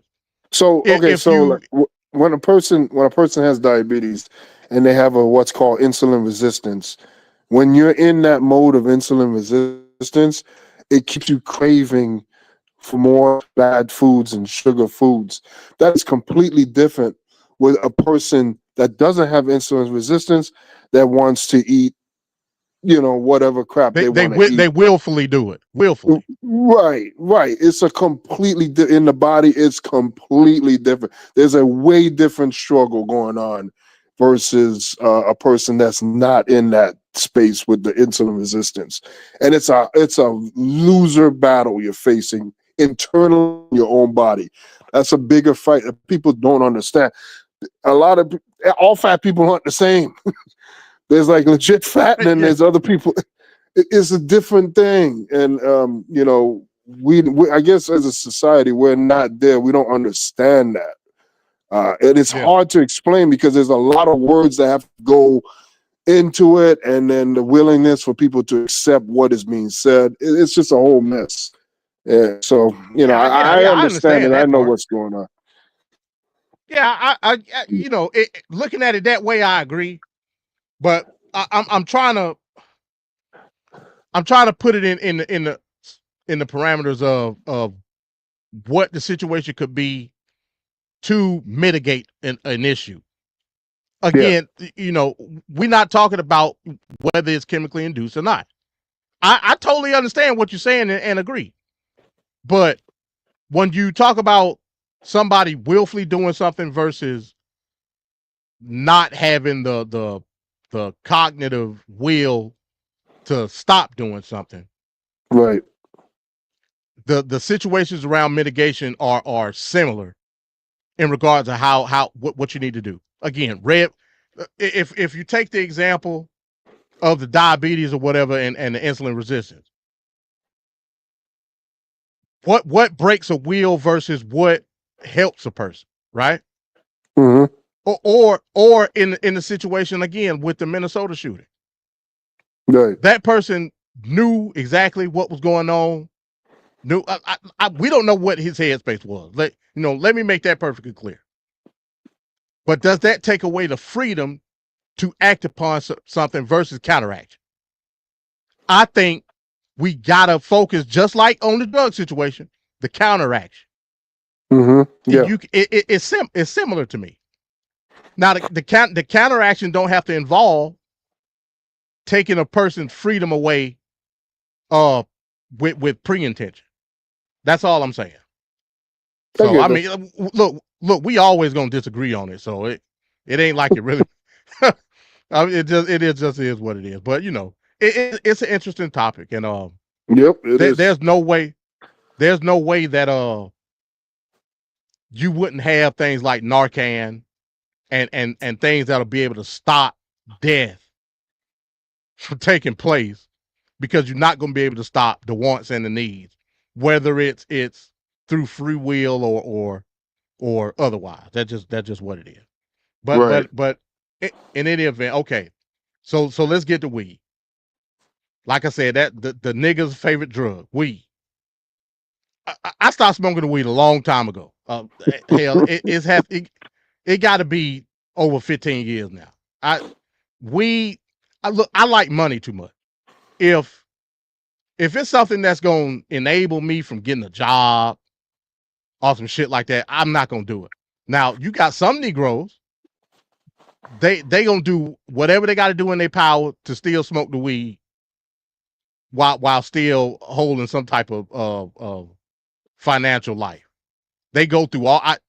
Van Cat, I know they go through all kind of measures to make sure they got. I got this fake piss, or or tell your little cousin or your nephew here, or even your child here, piss in this damn Ziploc bag, and I'm like, bro, is it that serious? Is it that serious to smoke a blunt? That's a lot of dedication. I mean, I can't make heads or tails of it, bro. I mean, damn. Like I said, I used to get high, like real high, but it ain't that serious to me, bro. So let's look at marijuana. First of all, let me ask you this: do you think, and I believe that it is, at any point in time in the near future, do you think they're just gonna go and flat out legalize it? I don't see why not. Yes, they should. They should. Yes, I do feel like it's going to happen. Yeah, and it should at happen. this point, it should happen. Yeah. I mean, this is like from I said, a person studies, that's not a smoker. I don't use drugs or whatnot. But if you're gonna pick on a drug, marijuana is not the drug to pick on. Like, because it actually has benefits too. Yeah. It's got medicinal benefits, and at the same time, people believe that, okay, let's say Trump say, hey, look, we discategorizing marijuana is not a scheduled drug anymore. Do what the hell you want to do. Niggas gonna be out in the streets partying. But dumbass, the private companies still dictate their drug policy. They can still tell you, hey, look, it's legal, but you ain't gonna be smoking here. We gonna piss test. Right. That's just like saying That's just like saying, okay, prohibition ended in the 30s. While I sit at my desk or whatever type of job, I'm gonna drink this tall can. You can't do that. You know what I'm saying? So, again, hey, do what you do, smoke it if you got it, I guess. But just understand the legalities and the parameters around it. Let's take a look at weed and what's going on with it today. Also, what are some of the loopholes with a lot of this synthetic stuff that we're talking about today? Let's take a look at that. Some people hate the whole concept of marijuana because if it does bad for the children, it does bad for people that are older than children. But we're looking at reclassification, and we'll make a determination over the next few weeks. That was President Trump last week, promising answers soon on a major potential shift in national drug policy. John Yang is here with what that long-anticipated change could mean for marijuana users, businesses, and research. John? Jeff, the Federal Drug Enforcement Administration puts drugs into 5 categories, what are called schedules. It's based on their medical value and potential for abuse and addiction. Right now, marijuana is in the most restrictive category, Schedule 1. That's the same category as heroin and LSD. Schedule 2 includes fentanyl and cocaine. 3, Tylenol with codeine, steroids, and testosterone. 4, Xanax and Valium. And 5, over-the-counter medications like Robitussin. Last year, the Biden administration proposed moving marijuana from Schedule 1 to Schedule 3. That wouldn't make it legal on the federal level, but would ease federal restrictions. Bo Kilmer is the co-director of RAND's Drug Policy Research Center. Mr. Kilmer, I want to examine what this would do, moving from 1 to 3, what it would do for various groups. First of all, what would it do for individuals, whether they're using marijuana recreationally or for medicinal purposes? It wouldn't make much of a difference. Realize that while 24 states have legalized cannabis for adult use, and we've got 40 states that legalize it for medical use, all of that activity at the state level is still illegal under federal law. So if we were to move at the federal level from Schedule 1 to Schedule 3, that wouldn't necessarily change what's happening at the state level. And then for businesses that sell dispensaries or other businesses that sell marijuana. They would benefit from this. There's a part of the Internal Revenue Code or the tax code which specifically says that if a entity is trafficking a Schedule 1 or Schedule 2 drug, that means that they can't deduct normal business expenses on their federal taxes. So if you were to move cannabis from Schedule 1 to Schedule 3, those businesses would then be allowed to deduct those expenses. They'd make more money. And on the public health side, there's a concern that what that would mean is that these businesses would then be able to write off advertising and marketing. So we'd see more promotion. And what about for medical research and pharmaceutical companies? Yeah, so in general, you can do research on Schedule 1 drugs, but it turns out there are a lot of hoops that you need to jump through. And so in general, if you move from Schedule 1 to Schedule 3, it should reduce some of those restrictions, reduce some of those administrative barriers. However, the Congressional Research Service came out last year and said, look, there was a law that was passed or a bill signed into law in 2022, which was specific to doing research on cannabis. And so their takeaway on this is that moving cannabis from Schedule 1 to Schedule 3 isn't going to make much of a difference. That said, some may argue that by moving it from Schedule 1 to Schedule 3, there could be less stigma, so some researchers may be more likely to get involved. But even if on the margins this reduces administrative barriers, and if more people get involved or want to get involved in research, the bottom line is who's going to pay for it? The National Institutes of Health, they fund a lot of the research on cannabis. And so a big question remains is, will there be money there to support this research? The Gallup poll has been asking this question about public support for legalizing marijuana for some time. In 1969, only 12% supported that position. By 2023, 70% supported it. You've been studying drug policy for 20 years. How has the politics of this issue changed? It definitely has become more bipartisan or nonpartisan over time.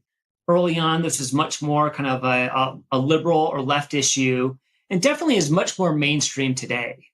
Given the fact that the president doesn't use alcohol and talks about the effect of alcohol on his brother, Fred, does it surprise you that he's coming out talking about reclassifying marijuana? Not necessarily. People have been just talking about rescheduling cannabis for decades. And, in the previous administration, they were taking this seriously. It stalled out, at the end of the administration. So it's not surprising that this is a topic of conversation, especially given where public support is for legalization. In 2022, Gallup found that very slim majorities said that marijuana negatively affected both society and individuals. What do we know about the health effects of marijuana use? Like alcohol, most people who use cannabis don't run into problems, and some of them actually do benefit, for potentially from medicinal purposes. But that doesn't mean that there aren't any risks or people don't run into problems, especially for those who use frequently and then are using kind of higher potency cannabis. There are many issues here. For example, impaired driving.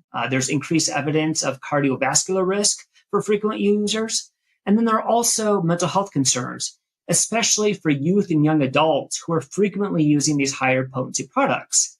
The thing to keep in mind is a lot of the research that's been done on cannabis isn't necessarily based on the products that are being sold in stores.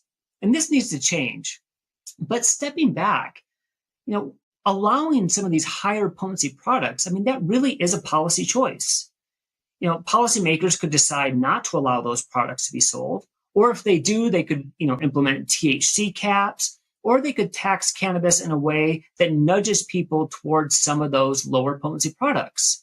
There are pros and cons with all of these different policy levers, but this is something that should be part of our cannabis discussions.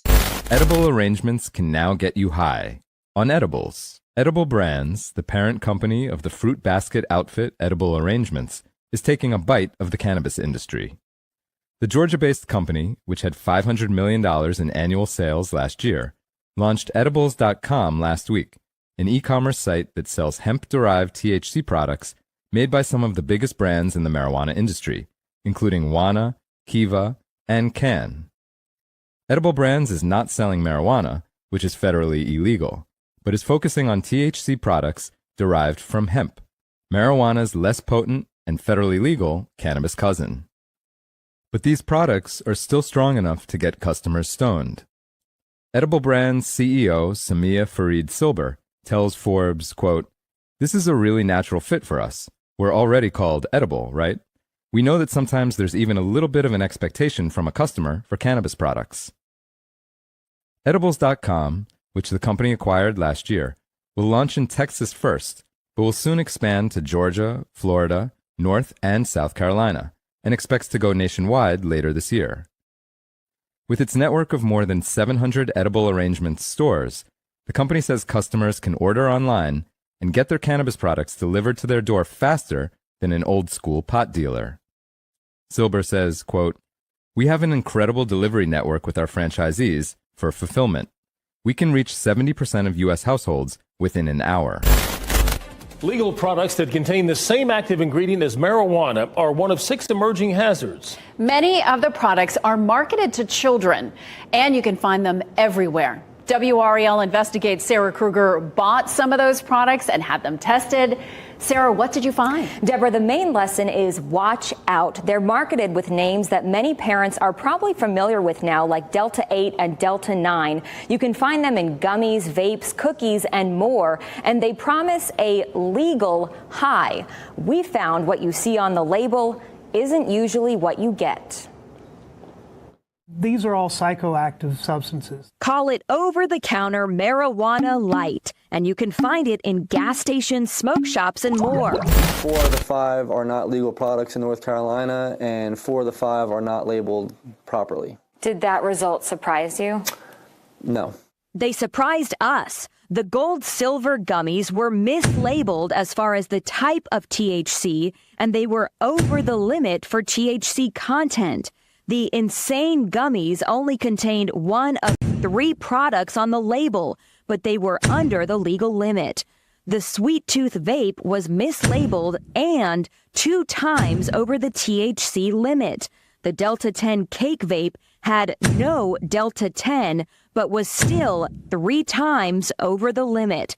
Finally, this smokable moon rock pre-roll was the only thing properly labeled, but get this, it was 10 times over the THC threshold. Incredibly not a legal product. So this product was 10 times the legal limit. What's the difference between that and marijuana? Absolutely nothing.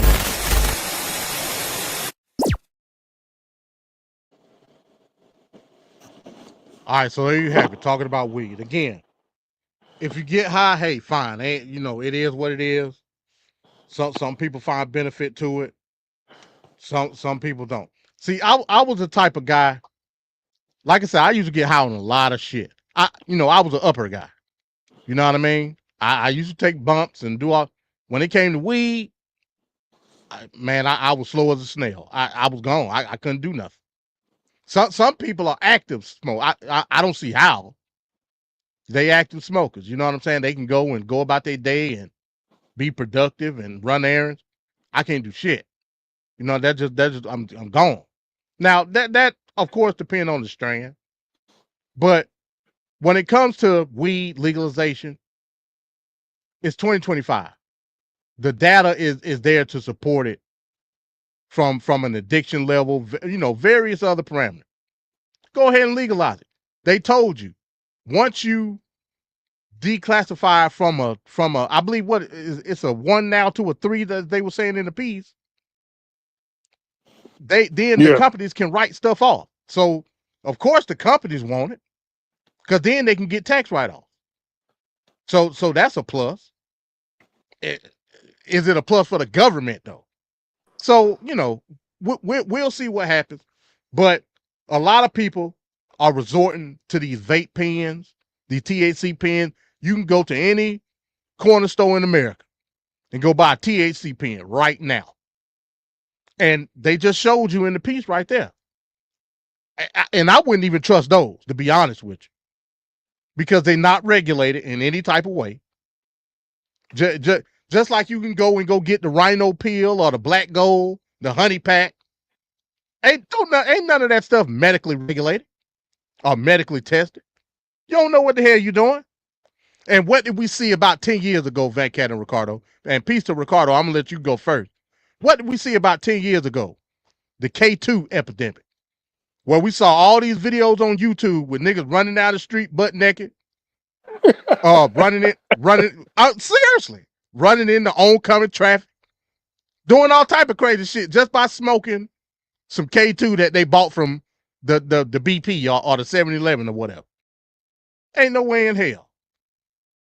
So not only do you got to tackle what are you going to do surrounding the legalization of the actual plant, the marijuana plant, you're going to have to tackle what you're going to do with this Delta 88 or whatever the fuck it's called and this Kratom and all that stuff. You know what I'm saying? But peace, Ricardo, what's happening? I'm good. Sorry for being late, y'all. Yeah, this should be a very interesting topic. I think, if correct me if I'm wrong, because I don't believe looking back in history. Peace to everybody, Backhead and MD and Bones and everybody that's listening in.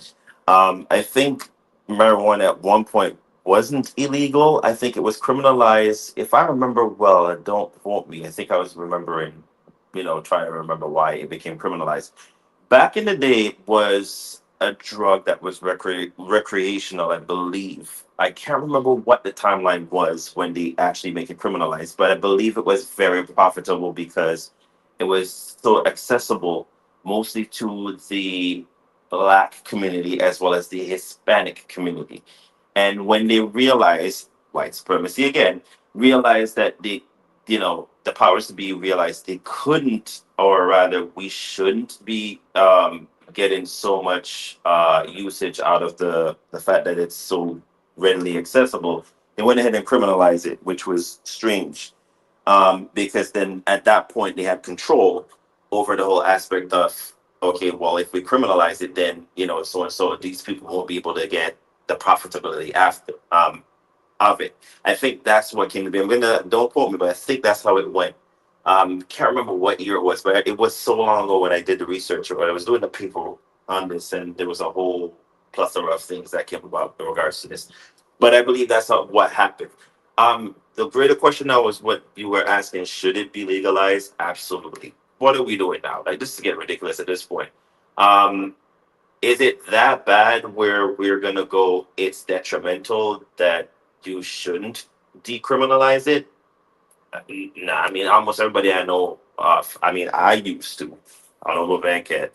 I know MD just admitted, but I used to smoke weed. I don't think it's bad. You know, you know, some people who are medically inclined at this point who need the assistance, you probably would see the benefits of having usage of weed. Furthermore, I'm from a country that smokes it. You know, one of my reggae artists, Bob Marley, if you know him, saying or spoke about using weed as a recreational drug.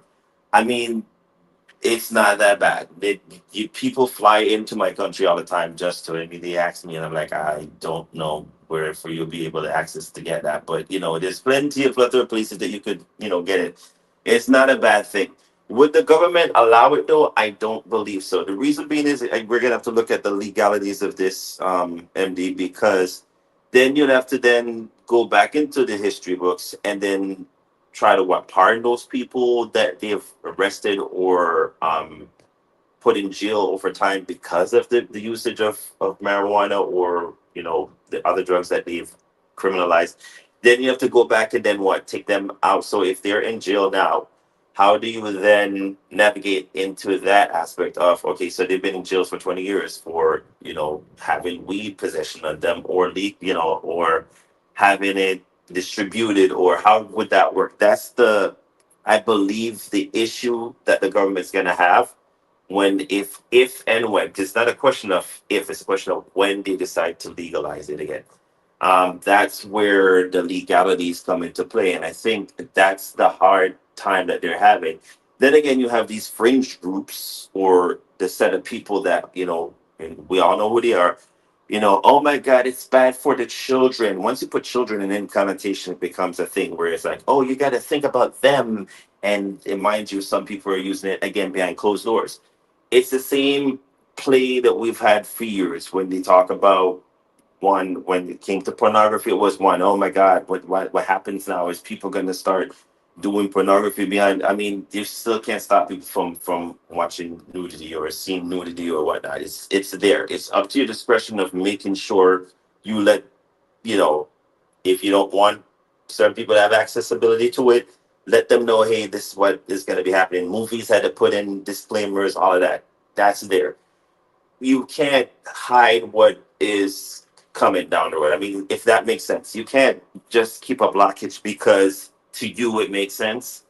It's what's accessibility is there. So in hindsight, you just have to tell, or if it's the problem is that you're going to be like, oh, the children is going to get accessibility to it, or this is going to be bad, or like MG said, once this goes into fruition, people might start running butt naked and going crazy.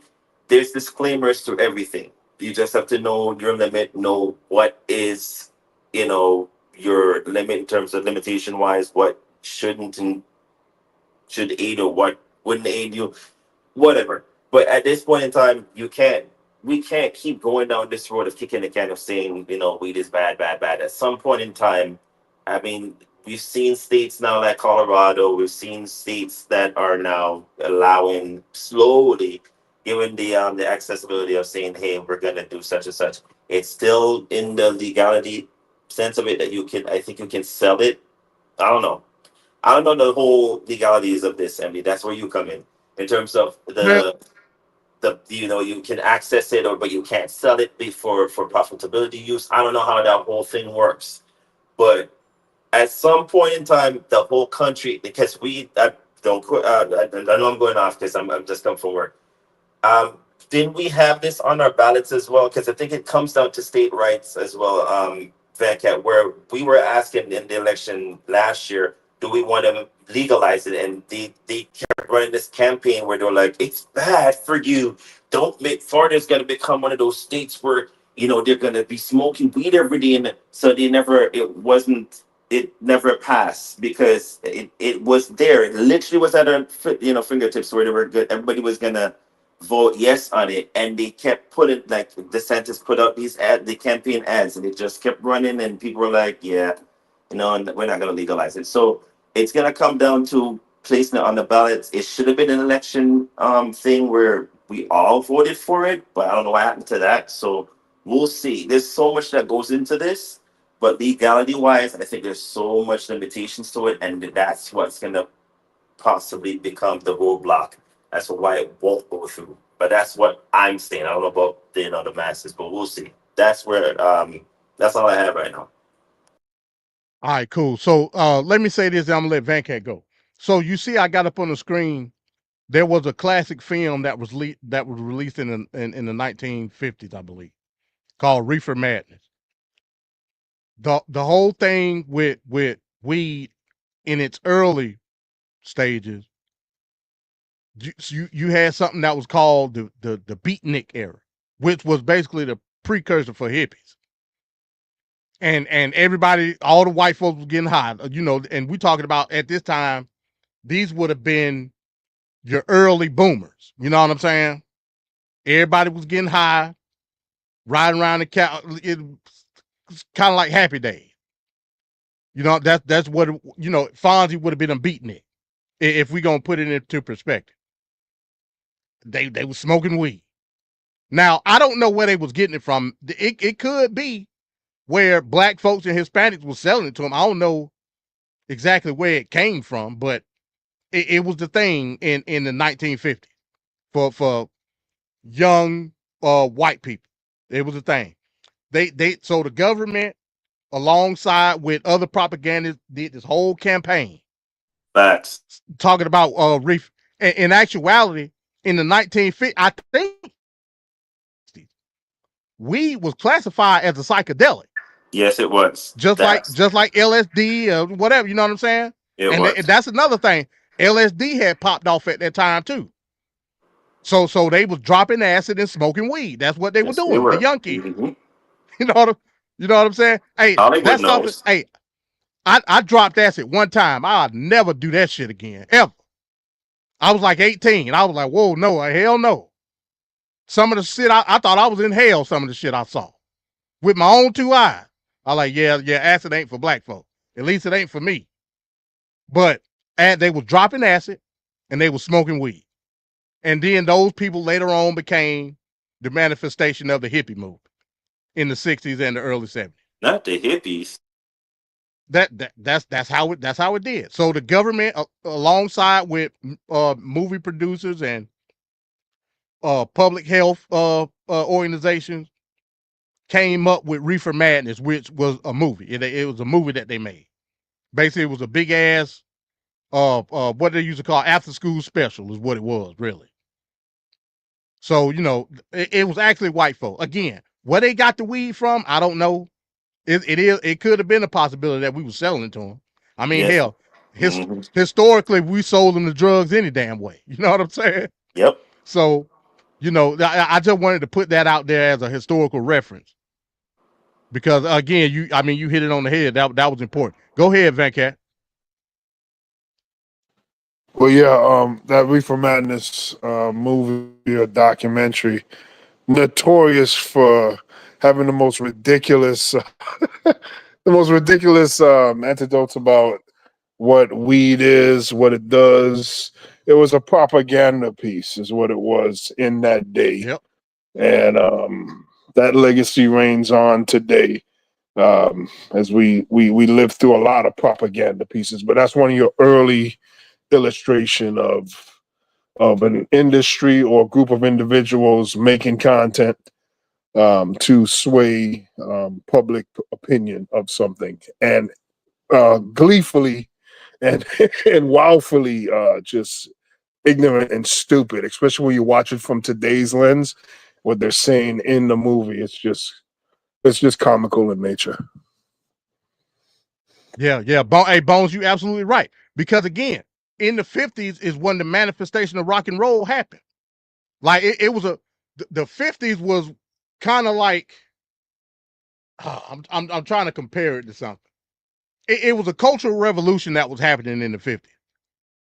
You got to remember, all these kids came back from World War II or whatever, and had all these babies, and the money was plentiful. You could have a job, just the father would work, and y'all could have a big ass, well, not big, but a house. Hell, just a house you can't get these days, but you get a house and a car and the white picket fence and all this stuff.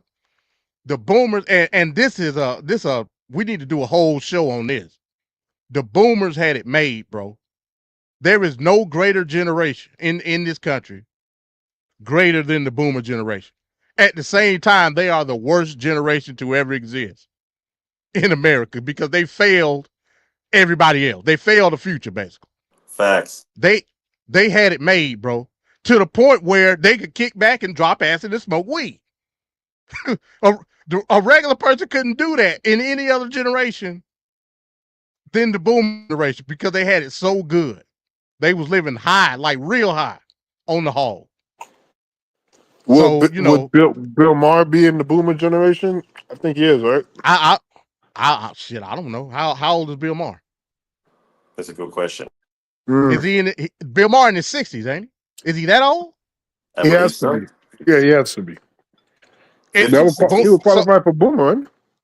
No, that's Gen X. That's early Gen X. I mean, it's Gen X right now. I'm Gen X. I'm Gen X. My mom is Gen X, born in the 60s. Like I think Gen X start in like 65, I think. Yeah, well, Bill Maher is older than the 60s. I don't know. That's what I'm saying. I don't know. Let me look it up right now. I don't think Bill Maher is as young as you think. Bill Maher age. I'm looking it up right now. He's 69 years old. Oh damn, he's actually old. So he Bill Maher might be a late, like real. Yeah, he a late boomer. He caught it like maybe the last 1 or 2 years. So he was able to experience and take advantage of all those bills and things that were for let's be real, white boomers, because not all boomers are the same. You're right. Blacks ain't booming nothing. Black boom. No, I disagree with that though, Venkat. Black boomers had it made. Now they had it made under Jim Crow, but they also had it made as far as like employment and all that stuff. The black boomers did not have the same opportunities as white boomers. That I get that. At the same time, as far as and I don't want to say wealth because that'll be the wrong word. But as far as like employment and income generation, they still had it better than any other generation. That's a fact. They just got called nigger. That's the only difference. And they couldn't go in certain restaurants and bathrooms and shit. But they still had a good ass job where they had a house and a car and all that shit just like anybody else. And the boomers also had the benefit of the GI Bill, which paid for their education. Yeah, right. Yeah, you're right. Which is not around today. Today. And they rag on these Gen Z people and say they do nothing. But this current generation has gotten little to nothing. They've gone from one catastrophe to the next. 9/11, financial collapse of 2008. You got the freaking COVID. All these catastrophic economical tsunamis. The .com. And they legislatively they get no help, no bills that are like no bills focused on helping to prop them up on any level. The employment opportunities and the type of quality of jobs that are out there is just straight ass. And then they're being told they're lazy and all these other things. Like it's just bull. There's issues with this generation, but you cannot deny the stuff put on this current generation. And the boomers are the ones that levy the most criticism when, in essence, they're part of the problem of where we are today. Well, let me correct one thing. Go ahead. So it wasn't the boomers that benefited from the GI Bill. It was the generation before them. I think the GI Bill ended like in the late 50s. But they reaped they reaped the benefits of all that free money that the last generation got when they got back from the war. That ain't no question.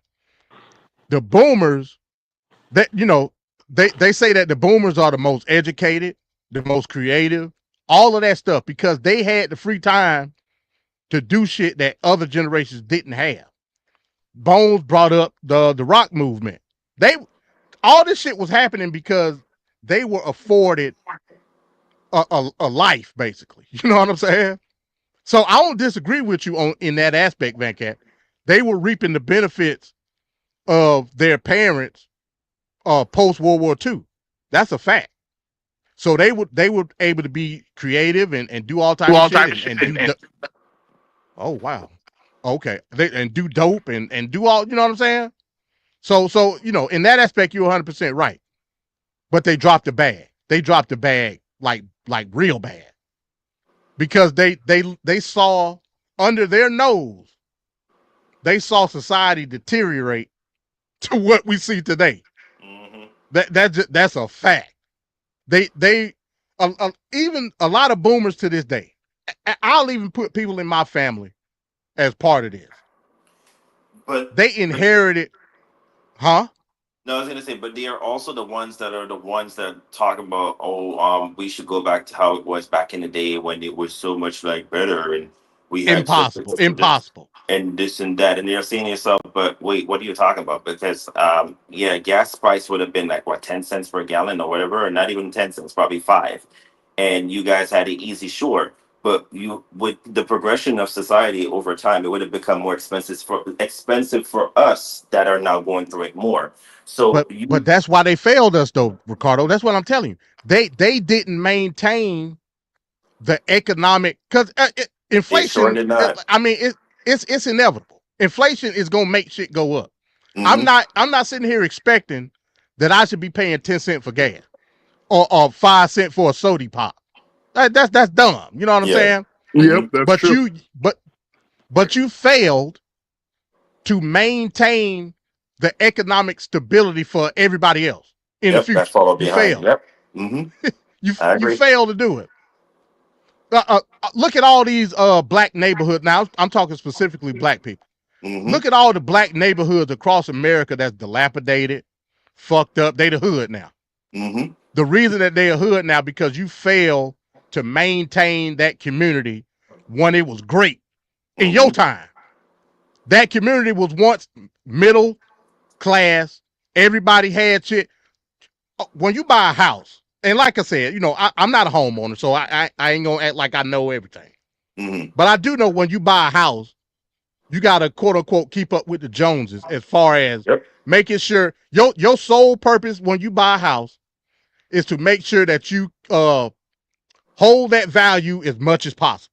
Yep. I'll keep the maintenance is key. Yep. Boomers failed at doing that shit. I'm talking about black boomers. They fail, bro. They fail. But they fail on a lot of things too, as well. One could say, MD, that the family aspect or lifestyle that we used to have, the strong conservative, stance that we used to have back then, we slowly eroded that because, I'm talking about the black community. The ones that used to fight the hardest, that went to the church and they galvanized and formed the masses when it came to marching and all that stuff. They over time stopped doing that.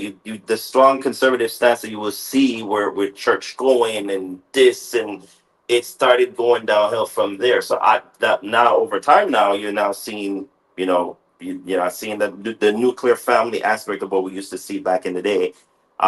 You now see. But what they got to do with maintaining your house, though? No, but like I said, I get that we used to be quote unquote more socially conservative. I don't think that got no effect of our financial situation. The boomers Well, fucked up financially. right, but no one taught, financial literacy. No one stated, hey, this is how you're gonna There you overhead, go. keep Now you're the talking. upkeep, right, keep the upkeep of the house, generational wealth. You're gonna tell MD that when he has his son, this is what he's gonna do, and keep the house. Don't sell it when grandpa die or grandpa died, or that kind of thing is what I'm talking about. Like over time, it just became like, okay, well, no one give a damn. So then now they complain as they get older. Oh, well, back in my day, we used to do so and so. Well, back in your day, you had it more easier. Now it's not the same. It's completely different because it eroded over time because no one really gave I wouldn't say the pamphlet, but the guidelines and the rules of going along as you get, to the maturity stage. No one really left There you anything go. there. So it's sad. I would wish they would have left or kept some kind of template that says, hey, as you get older, this is what you're going to do. This is what you're going to tell your kid to do. Credit is going to be important. When your kid gets to like age 13, put their name on your file and start building their credit that way.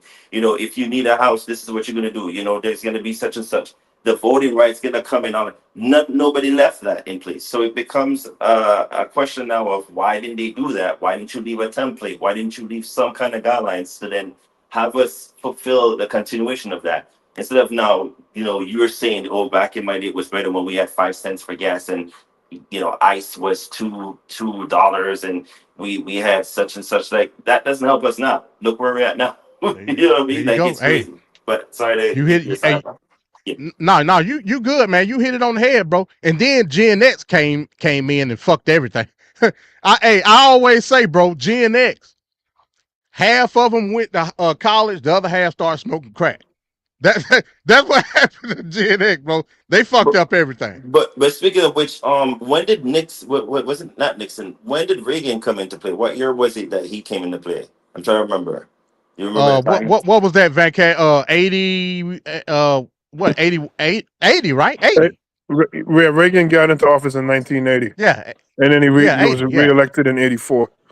So it's yeah. 1984. Okay, so during that time frame that he came, I want to say like probably end of 70s going into the 80s when he came into play. Wasn't he The like, boomers loved Reagan. The black boomers loved Reagan. You understand that, right? but why do we love Reagan when he was the one that ended free education on account of black people were too educated at Because that Reagan time? gave them tax cut. Reagan No, gave the and boomers that's tax my cut. issue. This is my problem with Reagan and the people that love him back in the day. They all fail to realize what he ended up doing was he destabilized the whole entire progression of black people moving forward. When you Especially with the Contra thing, the but Reagan and the Contras putting all the drugs in the neighborhoods and whatnot. and all That's that, Boomers crazy. didn't give a damn. They had done their job. Their kids was grown at that point. What and boomer don't care? that's my issue, MD. Because then during that time frame, they were when the black folks during that era were very highly educated. They were so progressively far movable up the upper echelon. My problem now with that was when he came into power, he said, all right, well, he started getting the ears of, or got the people in his inner circle started getting into his ears and say, hey, you need to suppress those black folks because the more knowledgeable they're becoming is the more now you won't be able to get a control over. I disagree with that because I don't know. again, I don't know, we but we t- I'm just we talking about a certain demographic of black folk. I agree with you on the certain demographic. right. Well, let's say certain. Because you Black can't boom. I'm generalize. talking about black boomers would have been in 1980. Black boomers would have been creeping into retirement at that point. Not what not boom. I would say they would be in the second half of their career. They was well established at that point. Reagan came in and gave them a significant tax cut. They don't give a damn who's smoking no crack. Even they own kids were smoking crack. Hey, you got to get out of here. You ain't fucking up my house. You know what I'm saying? Boomers were good. Black boomers. They were good under Reagan. Loved him. Those tax Remember they cuts. had the segment. Remember they had the segment what they called the Reagan Democrats. Mm-hmm. Those were black people. Damn tax So cuts get everybody.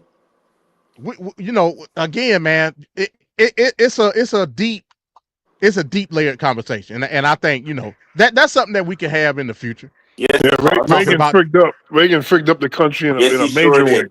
He sure he did. did. He Just sure before he did. left office, there was a major there was a crash in the stock market. He sure Then did. what he did to George W. Bush, talking about no tax cuts, and then as soon as he sat in that chair and saw that all the damage that Reagan had did for 8 years, he had to start cutting taxes. I mean, he had to start paying, make people pay higher taxes Read because of my Reagan's lips. nonsense. Yeah. Read my lips. There should be All right. no tax cuts, and then lo and behold, there was. So it's a never-ending nonsense of believing all this crap that they spew and tell you, and people fall in line and follow it. But I just wanted to point out the whole Reagan situation.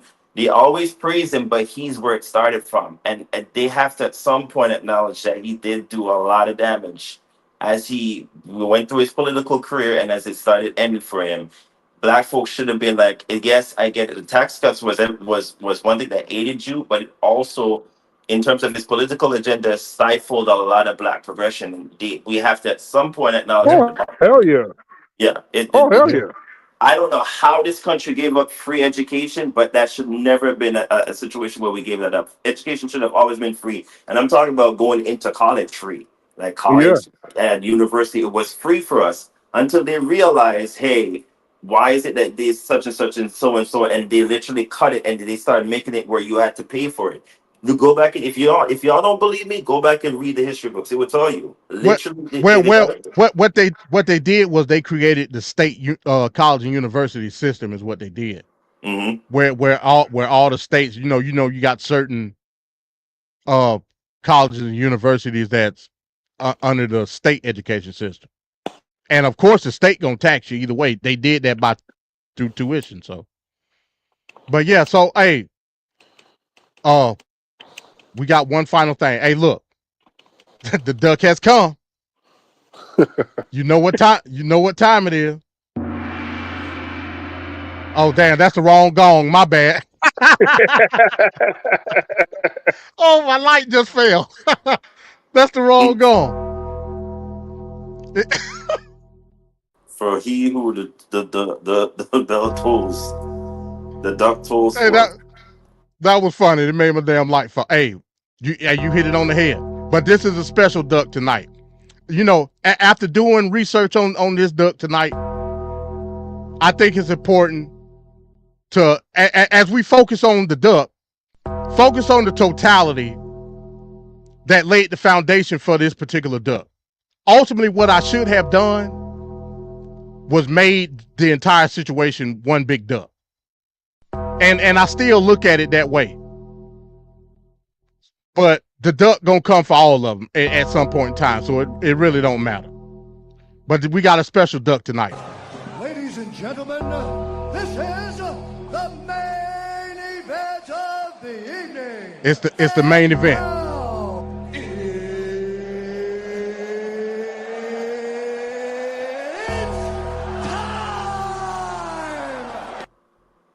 Let's get to the duck.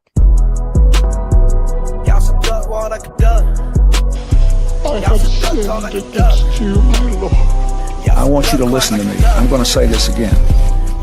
I did not have sexual relations with that woman, Miss Lewinsky. Now the story, lead by him to see it again is appearing now. Let me reassure you, the things that you will see in that story, those are not the words of Mark Robinson. We finally beat Medicaid. Thank you, President Biden. President Trump. He's right, he did beat Medicaid, he beat it to death. Duck went like a dove. Feathers fly in the air. Water in here, water there. Y'all's a duck, yeah, you's a duck. Duck look like a dove. Roger and his oldest son whole life, I knew them two wasn't going to college. And my two Japanese kids, I knew that it was going to college. So I saved up college tuition for the two Japanese kids and bail money for Roger and his brother. So don't fuck with him. If you go to jail, I'm just going to bail him out. Hey, I think that's what. Oh, you don't sell it? Easy. He's not a fucking worker, bro. Calm down. Yeah, what the fuck was that? You're good. What the fuck was that? You don't sell it? Dude, he's not a fucking worker, bro. What the fuck was that? Hold on. I don't play that shit, bro. Oh, sorry. Nah, I will fuck him we're up, good. bro. I know you will. Nah. We're good. I will Sorry fuck about him that. up, bro. You run in on his shit, you fucking give him his receipt. Remember what a receipt is? Give him that fucking receipt, bro. Tag his shit. If you got a fucking problem with it, I'll fucking run out there. Tag his shit, bro. Pissed me off, bro. It didn't even hurt. It just pissed me off. And shit pissed me off. And I'm gonna have to get him back. They said I can go in the ring and get it that. I don't even know what I'm gonna do to him. Bro, my dad can't do shit. I'm gonna fake crash out. All right, bet. You about to see you about to see how fake of a crash out. It's always been my dream to fuck up a pro wrestler for real. So I get it today. Am I really gonna fight him? Yeah, I'm gonna punch his ass for real. But I don't believe in me getting disrespected too. I'm too nice. Bet. That shit was not staged. I'm telling you that right now. How many subs to knock him out? That's a good question. 50 subs to knock him out. If he hits me back for real, I don't give a fuck. I want him to. Y'all want me to teabag him? People think this shit's sweet. People think this shit's a fucking game. Hey, you're right, Joel. I gotta show him some form of respect. Then they don't train no goddamn martial arts. I'm really going to hit him. I'm telling you. What should I do, chat? Should I pick him up? Should I slam him first or hit him? W, if I should slam him first, I'm not fucking around. You don't think I can do it, Miggy? Bet. My dad can't never call me a bitch. Fuck this dude. Oh, you think he's stronger than me? All right, Suave, watch. Shut the fuck up. Shut the fuck up, Suave. I bet you wouldn't be talking like this if you was in front of me, nigga. Chat, watch what I do to him. Tony, I'm gonna show you. I'm gonna show you, Tony. You kill me.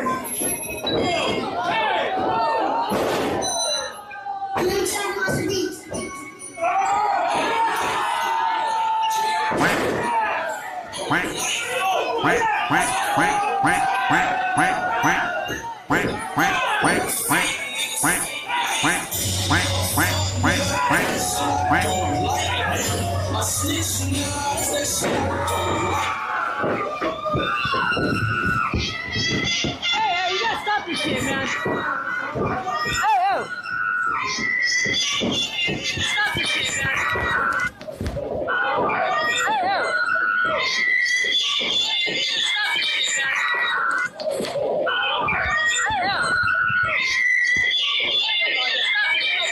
I understand that, but now they can't wake the nigga up. He's fucking in the ring, fucking flatline, bro. My bad. You didn't have to do all that shit. I understand y'all had heat. You didn't have to. You saw it? Let me see it. You broke his face? Hey, is he gonna get banned for it? It was really bad? That's what Chad was saying. They said it was bad.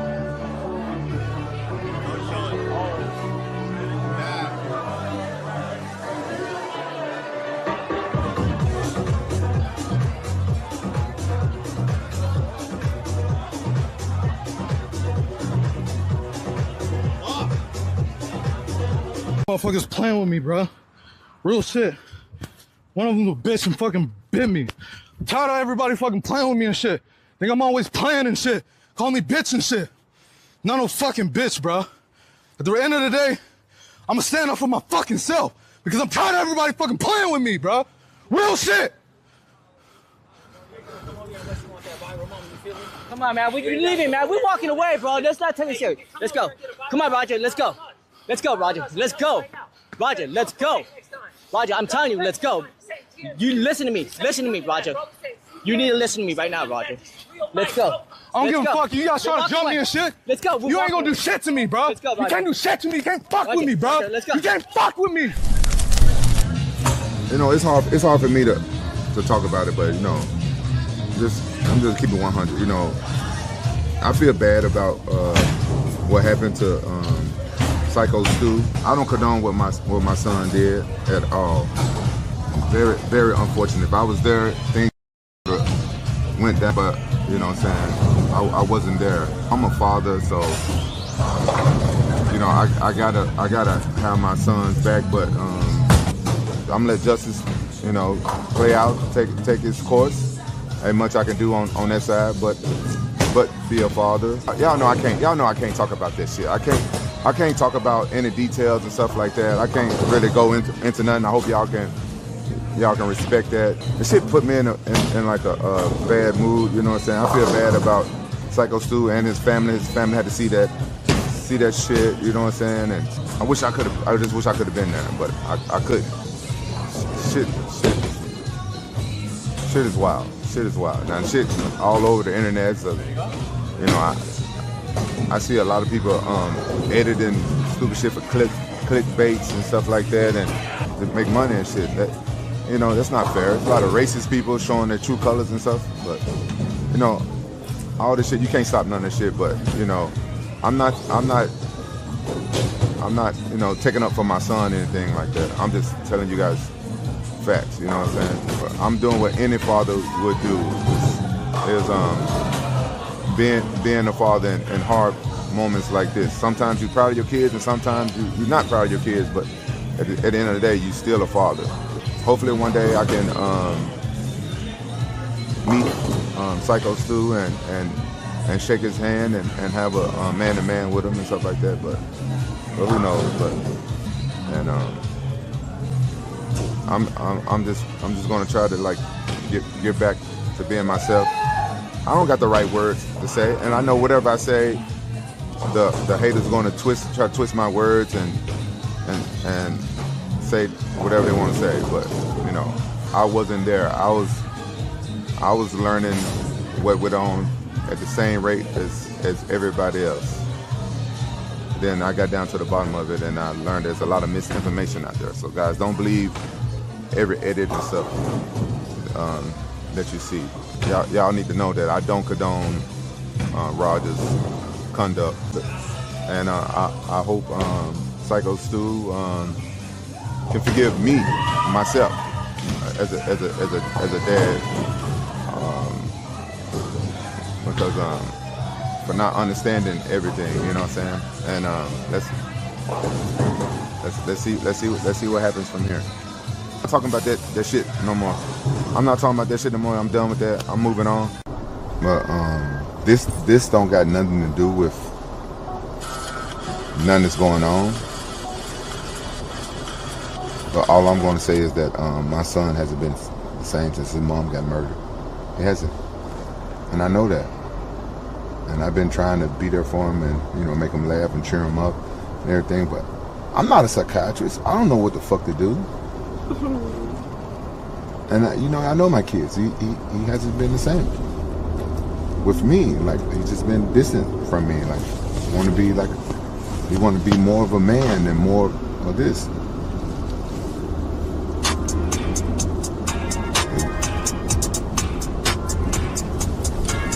I don't know how to deal with this shit.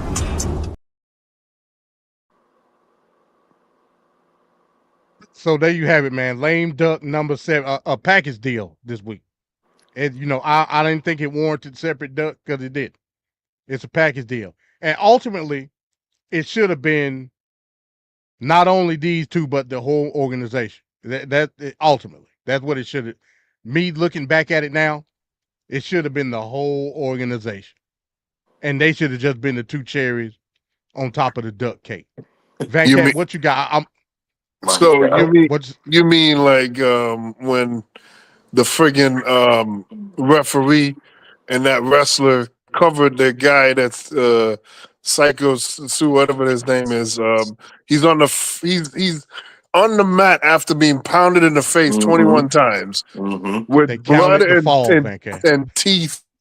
Huh? Blood and teeth. He covered the guy, and the referee counted it. Like, so this organization is linked to Rikishi and some other people, and they changed the website. It's two owners. It's Rikishi and the guy in the first part of the video that was holding Roger back after he got hit in the head with the can. That was an Anawai dude. Yeah. So it's bloodline business. So WWE, they on followed Rikishi, which you know that's the stuff WWE gonna do. And then on the website for their organization, they had to blur out the WWE logo on the website. But this is some this is epic level lame duckerish behavior right here. This is the stuff you tell your grandkids about. This is some dumbass crap. First It of was all, you dumb. got Rampage. Dumb. Rampage is a jackass, right? Because there's other footage here where he's literally trying to tell Yeah, his son that he's called a he punk. called his son a bitch. He called him a Yeah, bitch. yes, I didn't because realize. I of didn't the hit. realize that was his son the whole time. I thought it was one of the same person. I didn't realize that was his actual kid. That's Mm-hmm. Yeah, and after all that, like first of all, the Raja, whatever the hell his name is, that must have been hours after that hit, which he admitted didn't hurt. He continued to make it an issue all day long, being in the chat, getting hyped up by people in the chat. That's just ignorant as hell. Hours are passing here. He premeditated the whole thing, made it an issue. Now I will say this: that Raja had, I think, a day before, so he had a hard hit in his head, and he got like a concussion. So it wasn't, that wrestler doesn't know that. He doesn't know that at all. And he's just doing a work. He's just playing around in wrestling, and but he made it more of an issue, made it more of a thing, and to be hyped up by comments of random people on the internet in your chat. Oh man, it's just so premeditated. He need to be charged. He's a dumbass. And you can see why he's a dumbass, because his dad is a dumbass. Because really, I think his dad's words and calling him a bitch and a punk and all that other crap, I think that is like the main driver of why it happened. Right. And he knows it. And I think he just used the chat to keep him hot. So let's stop right there, because I think we got to psychoanalyze that one specific piece. You're right. There was a video out where he was on the phone and he was talking about something about when they was in a training session and he hugged his coach and he was like, "What are you, a bitch? You hug your coach?" Then I heard you got your ass. I heard you got your ass beat by some pro wrestlers. You a bitch ass all time. So I want to psychoanalyze that. Okay. So me, I'm a father of 3 boys. Do you know how many times in a span of 24 hours I called my kids nigga and dummy, all type of shit, and all type of shit?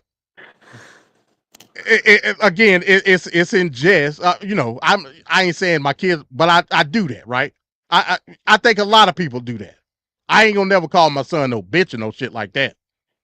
But I call you damn dummy, you the nigga, go do this, go do that. Man, Fred Sanford, you big old dummy. Right. It's the lessons that you teach after the fact. With Rampage, he literally was putting actions into place to try to reinforce his toughness, which is dumb. Even to a point like this, okay, you may have a situation where your kids may have been younger, and you know what I'm saying? I'm trying to put myself in a position where a kid may be bullying them or something like that. And you tell them, hey, don't let him bitch you out, do whatever. I don't care if you get your ass beat, you better fight. You know what I'm saying? That's a common thing in a hood household. Right. It's the example that you put forth what reinforces the emotion. That's just a fact. It's not you shaming your child or putting them down and no shit like that. You're reinforcing an emotion. You reinforce you trying to make them engage with a common a moral standard. I guess, and I use the word moral. I don't believe in moral. Morals is something that you possess, but I can give you situations and examples to help reinforce your individual moral. that you can do that. That's a fact. It seems like what happened to the lame duck? It seems like, oh, there you go. It seems like what Rampage was doing, and sidebar on this too. I don't know what's going on in UFC, but we talk specifically niggas in the UFC are I don't know if they just out of touch. They get to a point where they just get out of touch, or they just overall dumb as hell. I don't know, but it's a problem.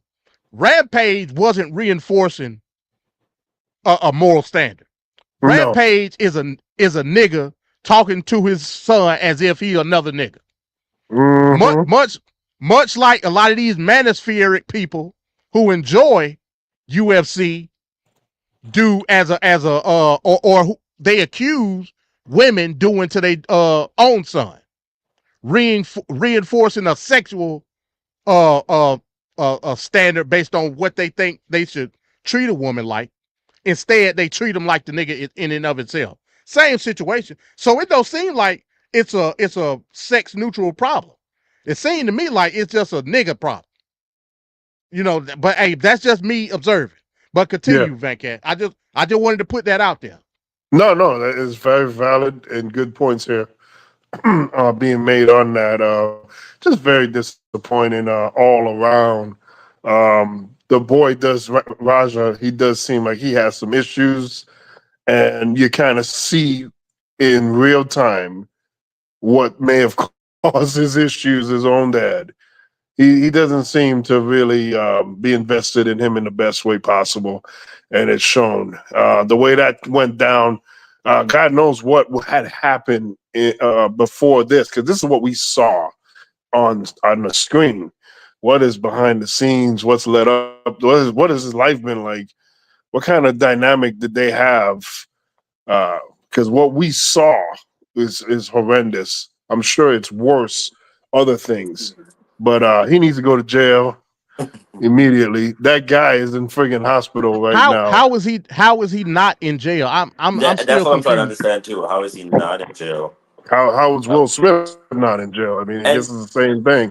You know, when that night when he did what he did, how was he not in jail? Assault. Right, it's an assault. But my thing is, and it's funny because MD, sorry to cut you off there, Venkat.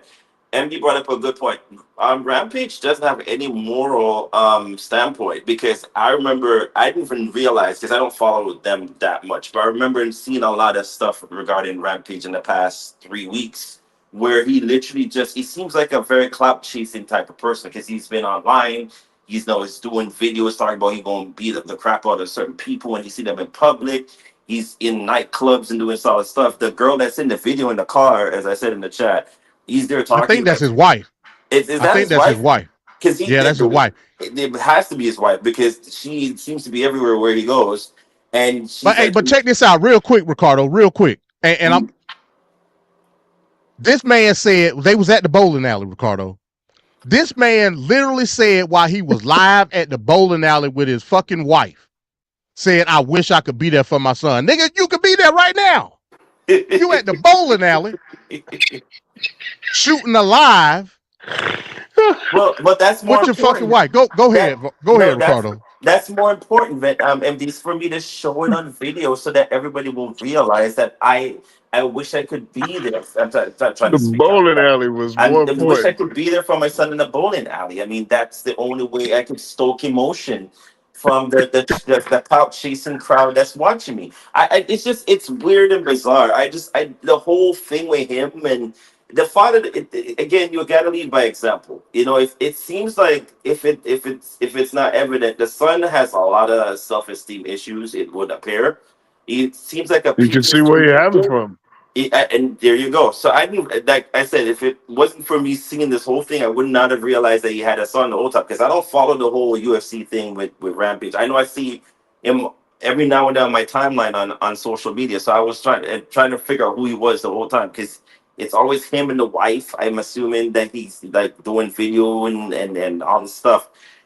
Man, focus on your family dynamics. It's one. Just take yourself away for a second. And I'm talking to Rampage here. You don't need to be getting caught up in social media. It's not that great. It's that you have a platform. What is it that you're trying to do different? Because everybody's on there. Everybody and their mama is on social media now. Are you using it to elevate yourself? Are you using it to try to showcase that you could do better with your family?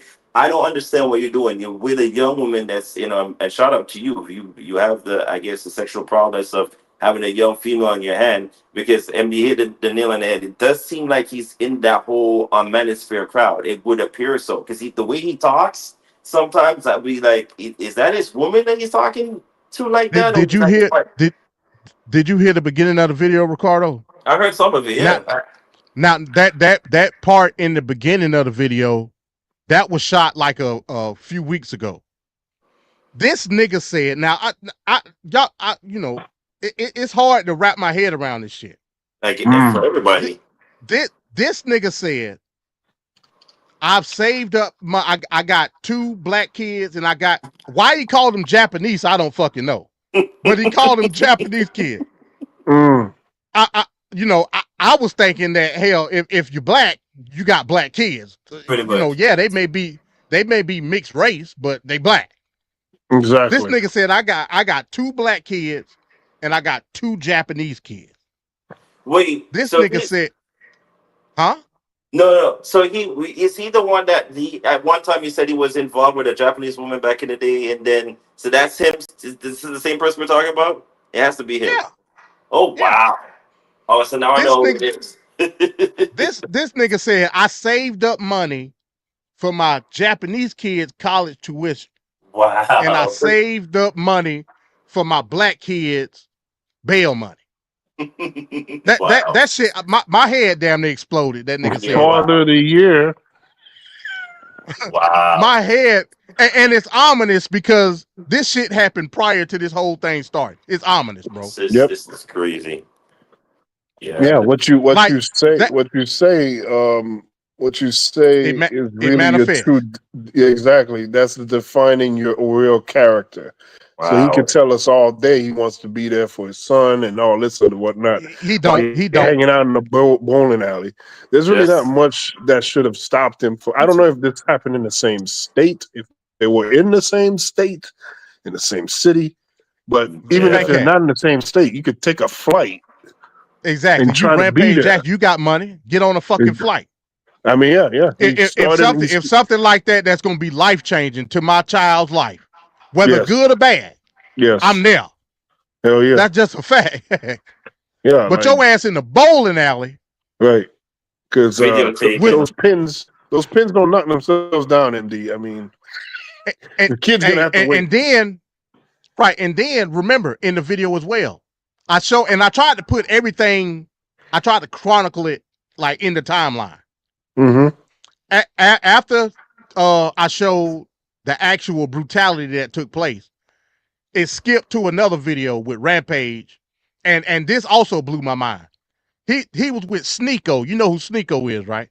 Mm-mm. Sneeko is I can't even explain the shit. Like he hang around with Kanye West and talk about black. Again, this goes back what I'm saying. These UFC niggas is on another level. I don't know what. Yeah. Not only him, John Jones, crazy as hell, and all these. Remember John Jones at the fight when he bowed down to Trump. Trump was sitting. I don't know what's going. Bones, I may need to get you on the show, bro. Yeah, what the hell is going on in the UFC? Yeah, there's a whole bunch these niggas is crazy. So the nigga was sitting there with Sneeko and found out. He was also live then. Found out about what happened at the wrestling event and wanted to see the video. Yeah. He looked at the video, looked I guess, I don't know, maybe disturbed by it, and kept it pushing. You ain't say, oh shit, let me go and see, you know what I'm saying? Right. You just you relaxing in the club or wherever the fuck y'all at. You just kept relaxing. And at one point he's like, okay, I want to go ahead and move past this, move on. Like, no, there's no moving on, dude. It's just starting. It's just starting. This is like a life-defining event. Anytime they bring up Rampage and his son, this is the leading thing. I don't care what title he won in UFC. I don't care what fight he had in UFC. Ain't nobody gonna reference those fights. We gonna reference this nigga. This it, man. This is your moment. This is it. This is what, when he dies, that's the first thing. The idiots that was involved with this just died. That's gonna be him. That's Hogan and the sex tape with the N-word going on. That's his moment, like right now. That's his legacy right now. That's the legacy you forged. Right. It's crazy, man. All right, so now let's talk about the actual promotion. Knox, what is Knox Pro Wrestling, whatever it's called. Again, you know, just by proximity, y'all lame ducks as well. What the hell kind of promotion are y'all running? First of all, before the show, everybody just chilling in the back of the building, in the parking lot, drinking beer, having that part. I really, you know, people been criticizing that. I haven't. You know, it is what it is. You know what I'm saying? But the guy, I believe the guy named AJ Manor. That was the guy with the cowboy hat on and all that. Yeah. He invite Roger to the show, and just, you know, at first I didn't believe it. At first I was like, yeah, ain't no way in hell like the dude just randomly hit somebody over the head, and like, damn, so y'all just working all the time. Like, what type of shit is that? What the hell kind of if that's what's going on in the wrestling business, I don't want to be a part of it. You know what I'm saying?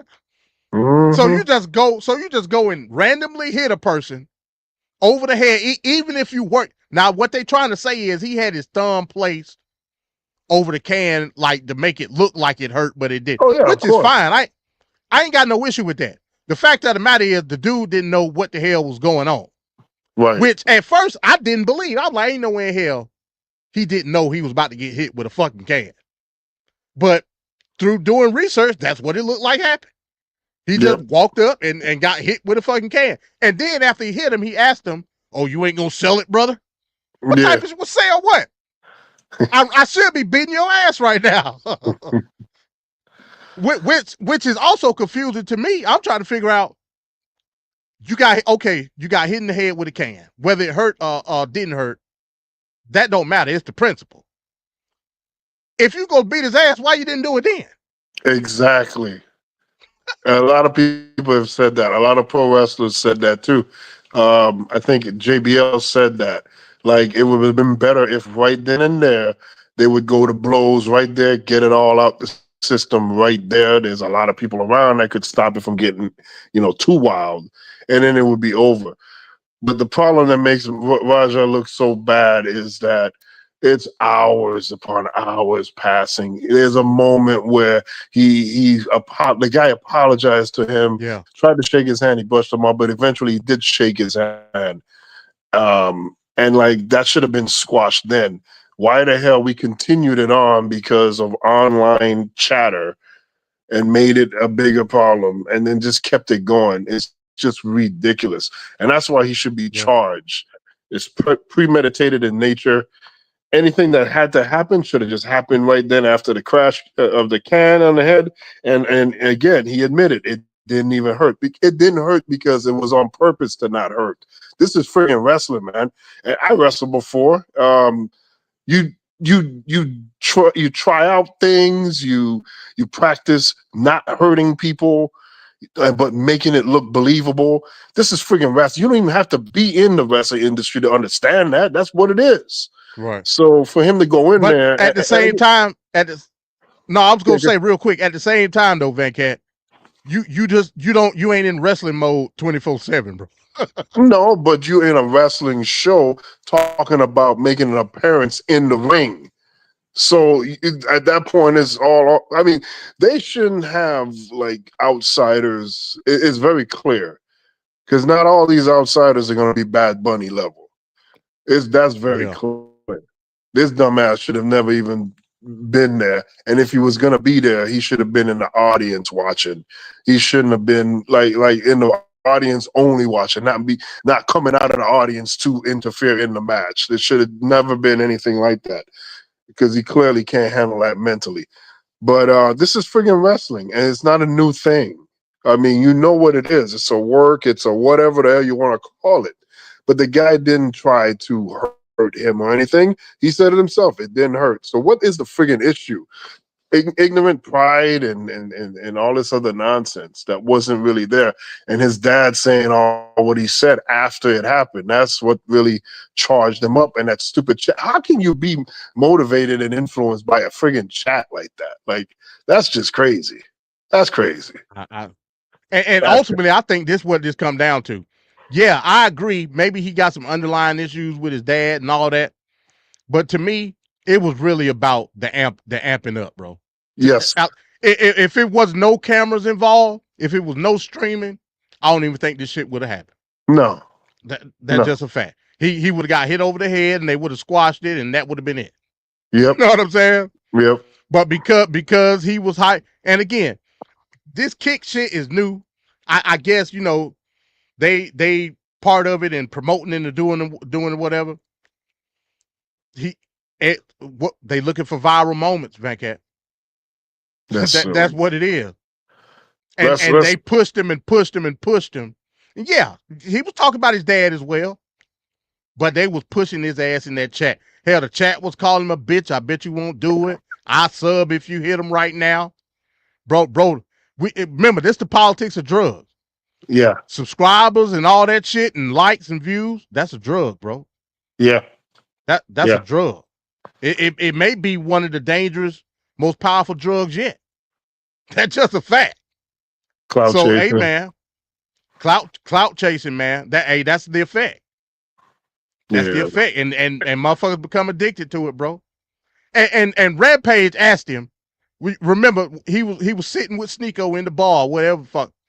When he saw the video, he said, "Is he gonna get banned from Kick? Who gives a damn if he gets banned?" Yeah. This motherfucker might be arrested and charged with attempted murder. You worry about a motherfucking stream? You dumbass? I can't make heads or tails of it, man. This illustrates the worst of society and like why things are the way they are. And this should be used as a teachable moment for sure, because it's not right. That guy's in the hospital right now. He just looks horrible right now. And we don't even know what the long-term effects might be. What kind of damage he sustained in his own brain. He might have got a concussion from that too. Man, we don't know, bro. Again, when you get concussed, hell, damn concussion. When you get, when you're unconscious, your brain is in shutdown mode, meaning it's vulnerable. If you continuously getting blunt force trauma to your head, while your brain is essentially off, that damage is irreparable, bro. That's just what it is. So it's gonna be some long-term effects. Another thing I want to mention too is like there's this attitude here. You heard him, Raja, as he said, I for the longest time had dreamed about messing up a professional wrestler. Yeah. Disrespect. Okay. There's a few things with that. Okay. Professional wrestlers are the most dynamic athletes on the planet. Ain't nobody coming close to a professional wrestler. For what they got to do, verbally, physically, psychologically, no other sport, no other nothing is doing what professional wrestlers do. However, don't get it twisted. If a professional wrestler implements the skills and techniques that they know how to do in a real way, it's a problem. That's why if anybody should know it, MMA should know it more. Look at the wrestlers, the legit wrestlers that compete in MMA. There's a problem in there too. So I don't understand the arrogance. He's a boxer. I don't know, but the arrogance of looking down on the professional wrestler. And if you look at the state of boxing, you look at the state of any combat sport, MMA, all that stuff, what are they doing right now? The same tactics that wrestling pretty much championed and originated. The selling of getting people into the seats and whatnot by the stories and whatnot. UFC had a whole show just showing you the stories behind the scenes of leading up to matches and whatnot. And this professional wrestling needs to get more respect than what it does. and he just came in with this cavalier attitude towards a wrestler, basically looking down on the guy, which also gave him, I guess, the right in his mind of what he's doing is just because these guys are fake ass athletes, and I'm gonna show you how a real person get down, and that needs to be addressed too. Not many people are talking about that aspect, but that's just something I had to comment on too because it's pretty No, yeah, lame, you're right. pretty freaking lame, and Yeah, again, the whole industry, UFC, kickboxing, everybody is using elements of professional wrestling because they know and understand that those tactics are what making the money, and everybody's trying to go viral, and they need wrestling. So frig them all, man. yeah. They need Hey, to you're put some right, more man. respect on the game of wrestling. Yeah, you're absolutely right. At the end of the day, man, it's a sad story. You know, like you said, you know, his mother was murdered. At what age I don't know. I don't know if he was still a kid. I don't know. But at the end of the day, right We now got to he's a check to grown see if ass man. Rampage did it because that guy's farther than a decade. We need to check to see if he Yeah, did you know, it. at Judging the end by of his the day, thought process. at the end of the day, man, he a grown ass man. I believe they said he was 25. You Oh got, yeah. hey, you Oh yeah. you got to be responsible for your own actions, bro. And But take You got to be if accountability. he's responsible. hurting like that, why don't he take the steps to talk it out with a professional? You have there's all kinds of people that you could go talk to. You can work on your pain that you have about the situation. He has avenues to do it, but again, he don't want to be seen as a punk, so he ain't gonna do it. So now we're here with this problem now because you're throwing your issues on the world and telling the world to fix you instead of you fixing you. That's pretty lame as hell. And that's what it means to be an individualist, bro. That's what it means to be an well now he may not have no choice but to be an individualist because he'll have somebody to talk to himself in the jail cell. Yeah, and So, you know. Pookie and Leroy and Lump Lump. Yeah, they're gonna be waiting for him. Well, I Tagging that mean, ass. I think it's a bigger fight. You know, I think it's a bigger fight. You know, it's Oh, it'll one be a thing real to be big fight. it's one thing to be big and tough and you know go down that path. Oh, But it's I think gonna go down, and it's gonna be real big and tough. see, you know, it's a bigger fight. Oh, it's Trust and real believe big. it. And I'm talking about you know your inner self. Oh, it's gonna be a lot in itself. And I think that's gonna be one that you're gonna have to overcome at some point. So, but as of right now, you've been taken by the duck. That's just what it is. Yep.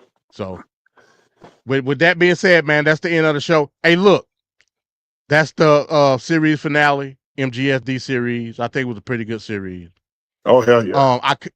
I contemplated what I wanted to do next. I wanted to get back to regular scheduled programming with a lot of the stuff that's happening in politics, but the last couple of days, actually the last week, I've been entrenched in a battle with the FBAs and the pan reactionists and the immigrants.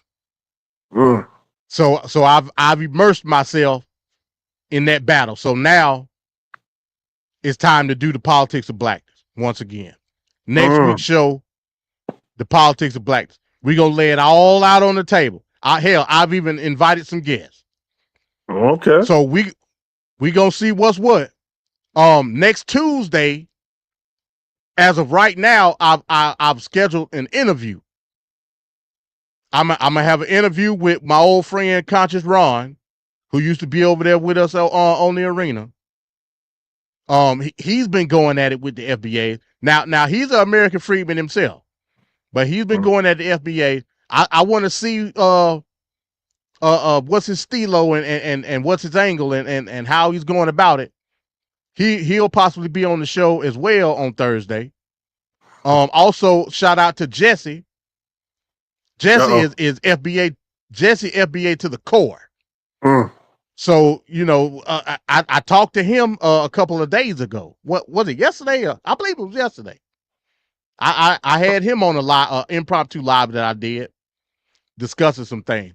I don't disagree with the pathway of what an American black is. I wholeheartedly disagree with FBA. FBA is a cult at the end of the day. That's what it is. And I don't condone a lot of the shit that they do. But we gonna, like I said, there seem to be a lot of cults. you're right. We gonna lay it all out on the table. No holds barred. No holds barred. Now, the conversation ain't meant to offend. You know, I ain't gonna let it go that far. But we gonna talk some harsh reality. We gonna talk some harsh on both sides. On both sides. I did a live stream. What was that? I believe it was Monday or Tuesday, with a couple of guys. They was wrong in their ways, and they thought that they had the best of me.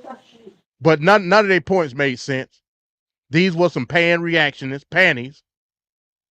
And if it was up to them, all I asked would be in Africa somewhere in a straw hut, chasing baboons. And I don't want to chase no baboon. You know what I'm saying?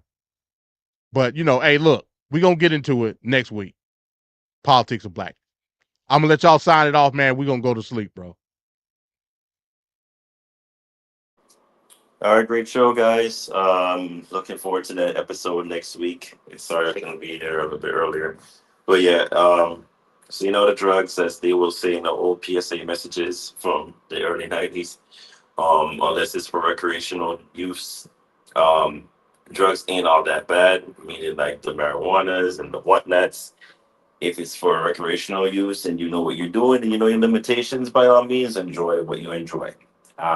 It's about time we legalize weed and marijuana. I don't see why we're still blind about this nonsense. Get it together, legalize the damn crap. Let's move on. We've progressed way too forward to be doing this back and forth nonsense. Great shows in terms of the politics of what we've done so far. Looking forward to in the future politics of economics, and the politics of the plethora of the stuff that could go on and on. But shout out to Bones, UMP, Van Cat, Twin, Mike, whoever else is listening, and we look forward to seeing you next week, Thursday. Peace. All right. Yep. Another awesome show here, TFP 2.0. We'll be back next week with the politics of blackness. Looking forward to that show. It's a great show, a needed show that talked about topics that are very important in society, and it's good to hash out a lot of this stuff and put it on display for people to consume and think about. We'll continue on with the conversation in a major way with next week's episode. And peace to MD, peace to Ricardo, peace to Old Dirty. Mike is right, MIR. Peace. Hell, MIA, more like it. I don't know what the hell going on with him, you know what I'm saying? But hey, man, wherever you at, bro, I guess shout out to you. Hey, look, real quick before we go, hey, follow your boy. Hey, I done jumped out the window, y'all. Your boy is on TikTok now. Oh my goodness. Follow me on TikTok. I'm putting clips on TikTok. Hey, they've been doing pretty good too. I've been getting engagement and folks commenting, talking about different stuff. My goal is to put shorts and clips out every day of the past week's show. Oh, okay. So, I don't know what made me do it, but I'm on TikTok now. So follow, give your boy a follow on TikTok. I ain't doing no dancing or no shit like that over there. I'm just putting up clips. So, you know what I'm saying? Hey, it is what it is. Hey, with that being said, man, my co-host, Ricardo Venkat, we'll see y'all next week. Politics of blackness. Hey, peace. Peace out.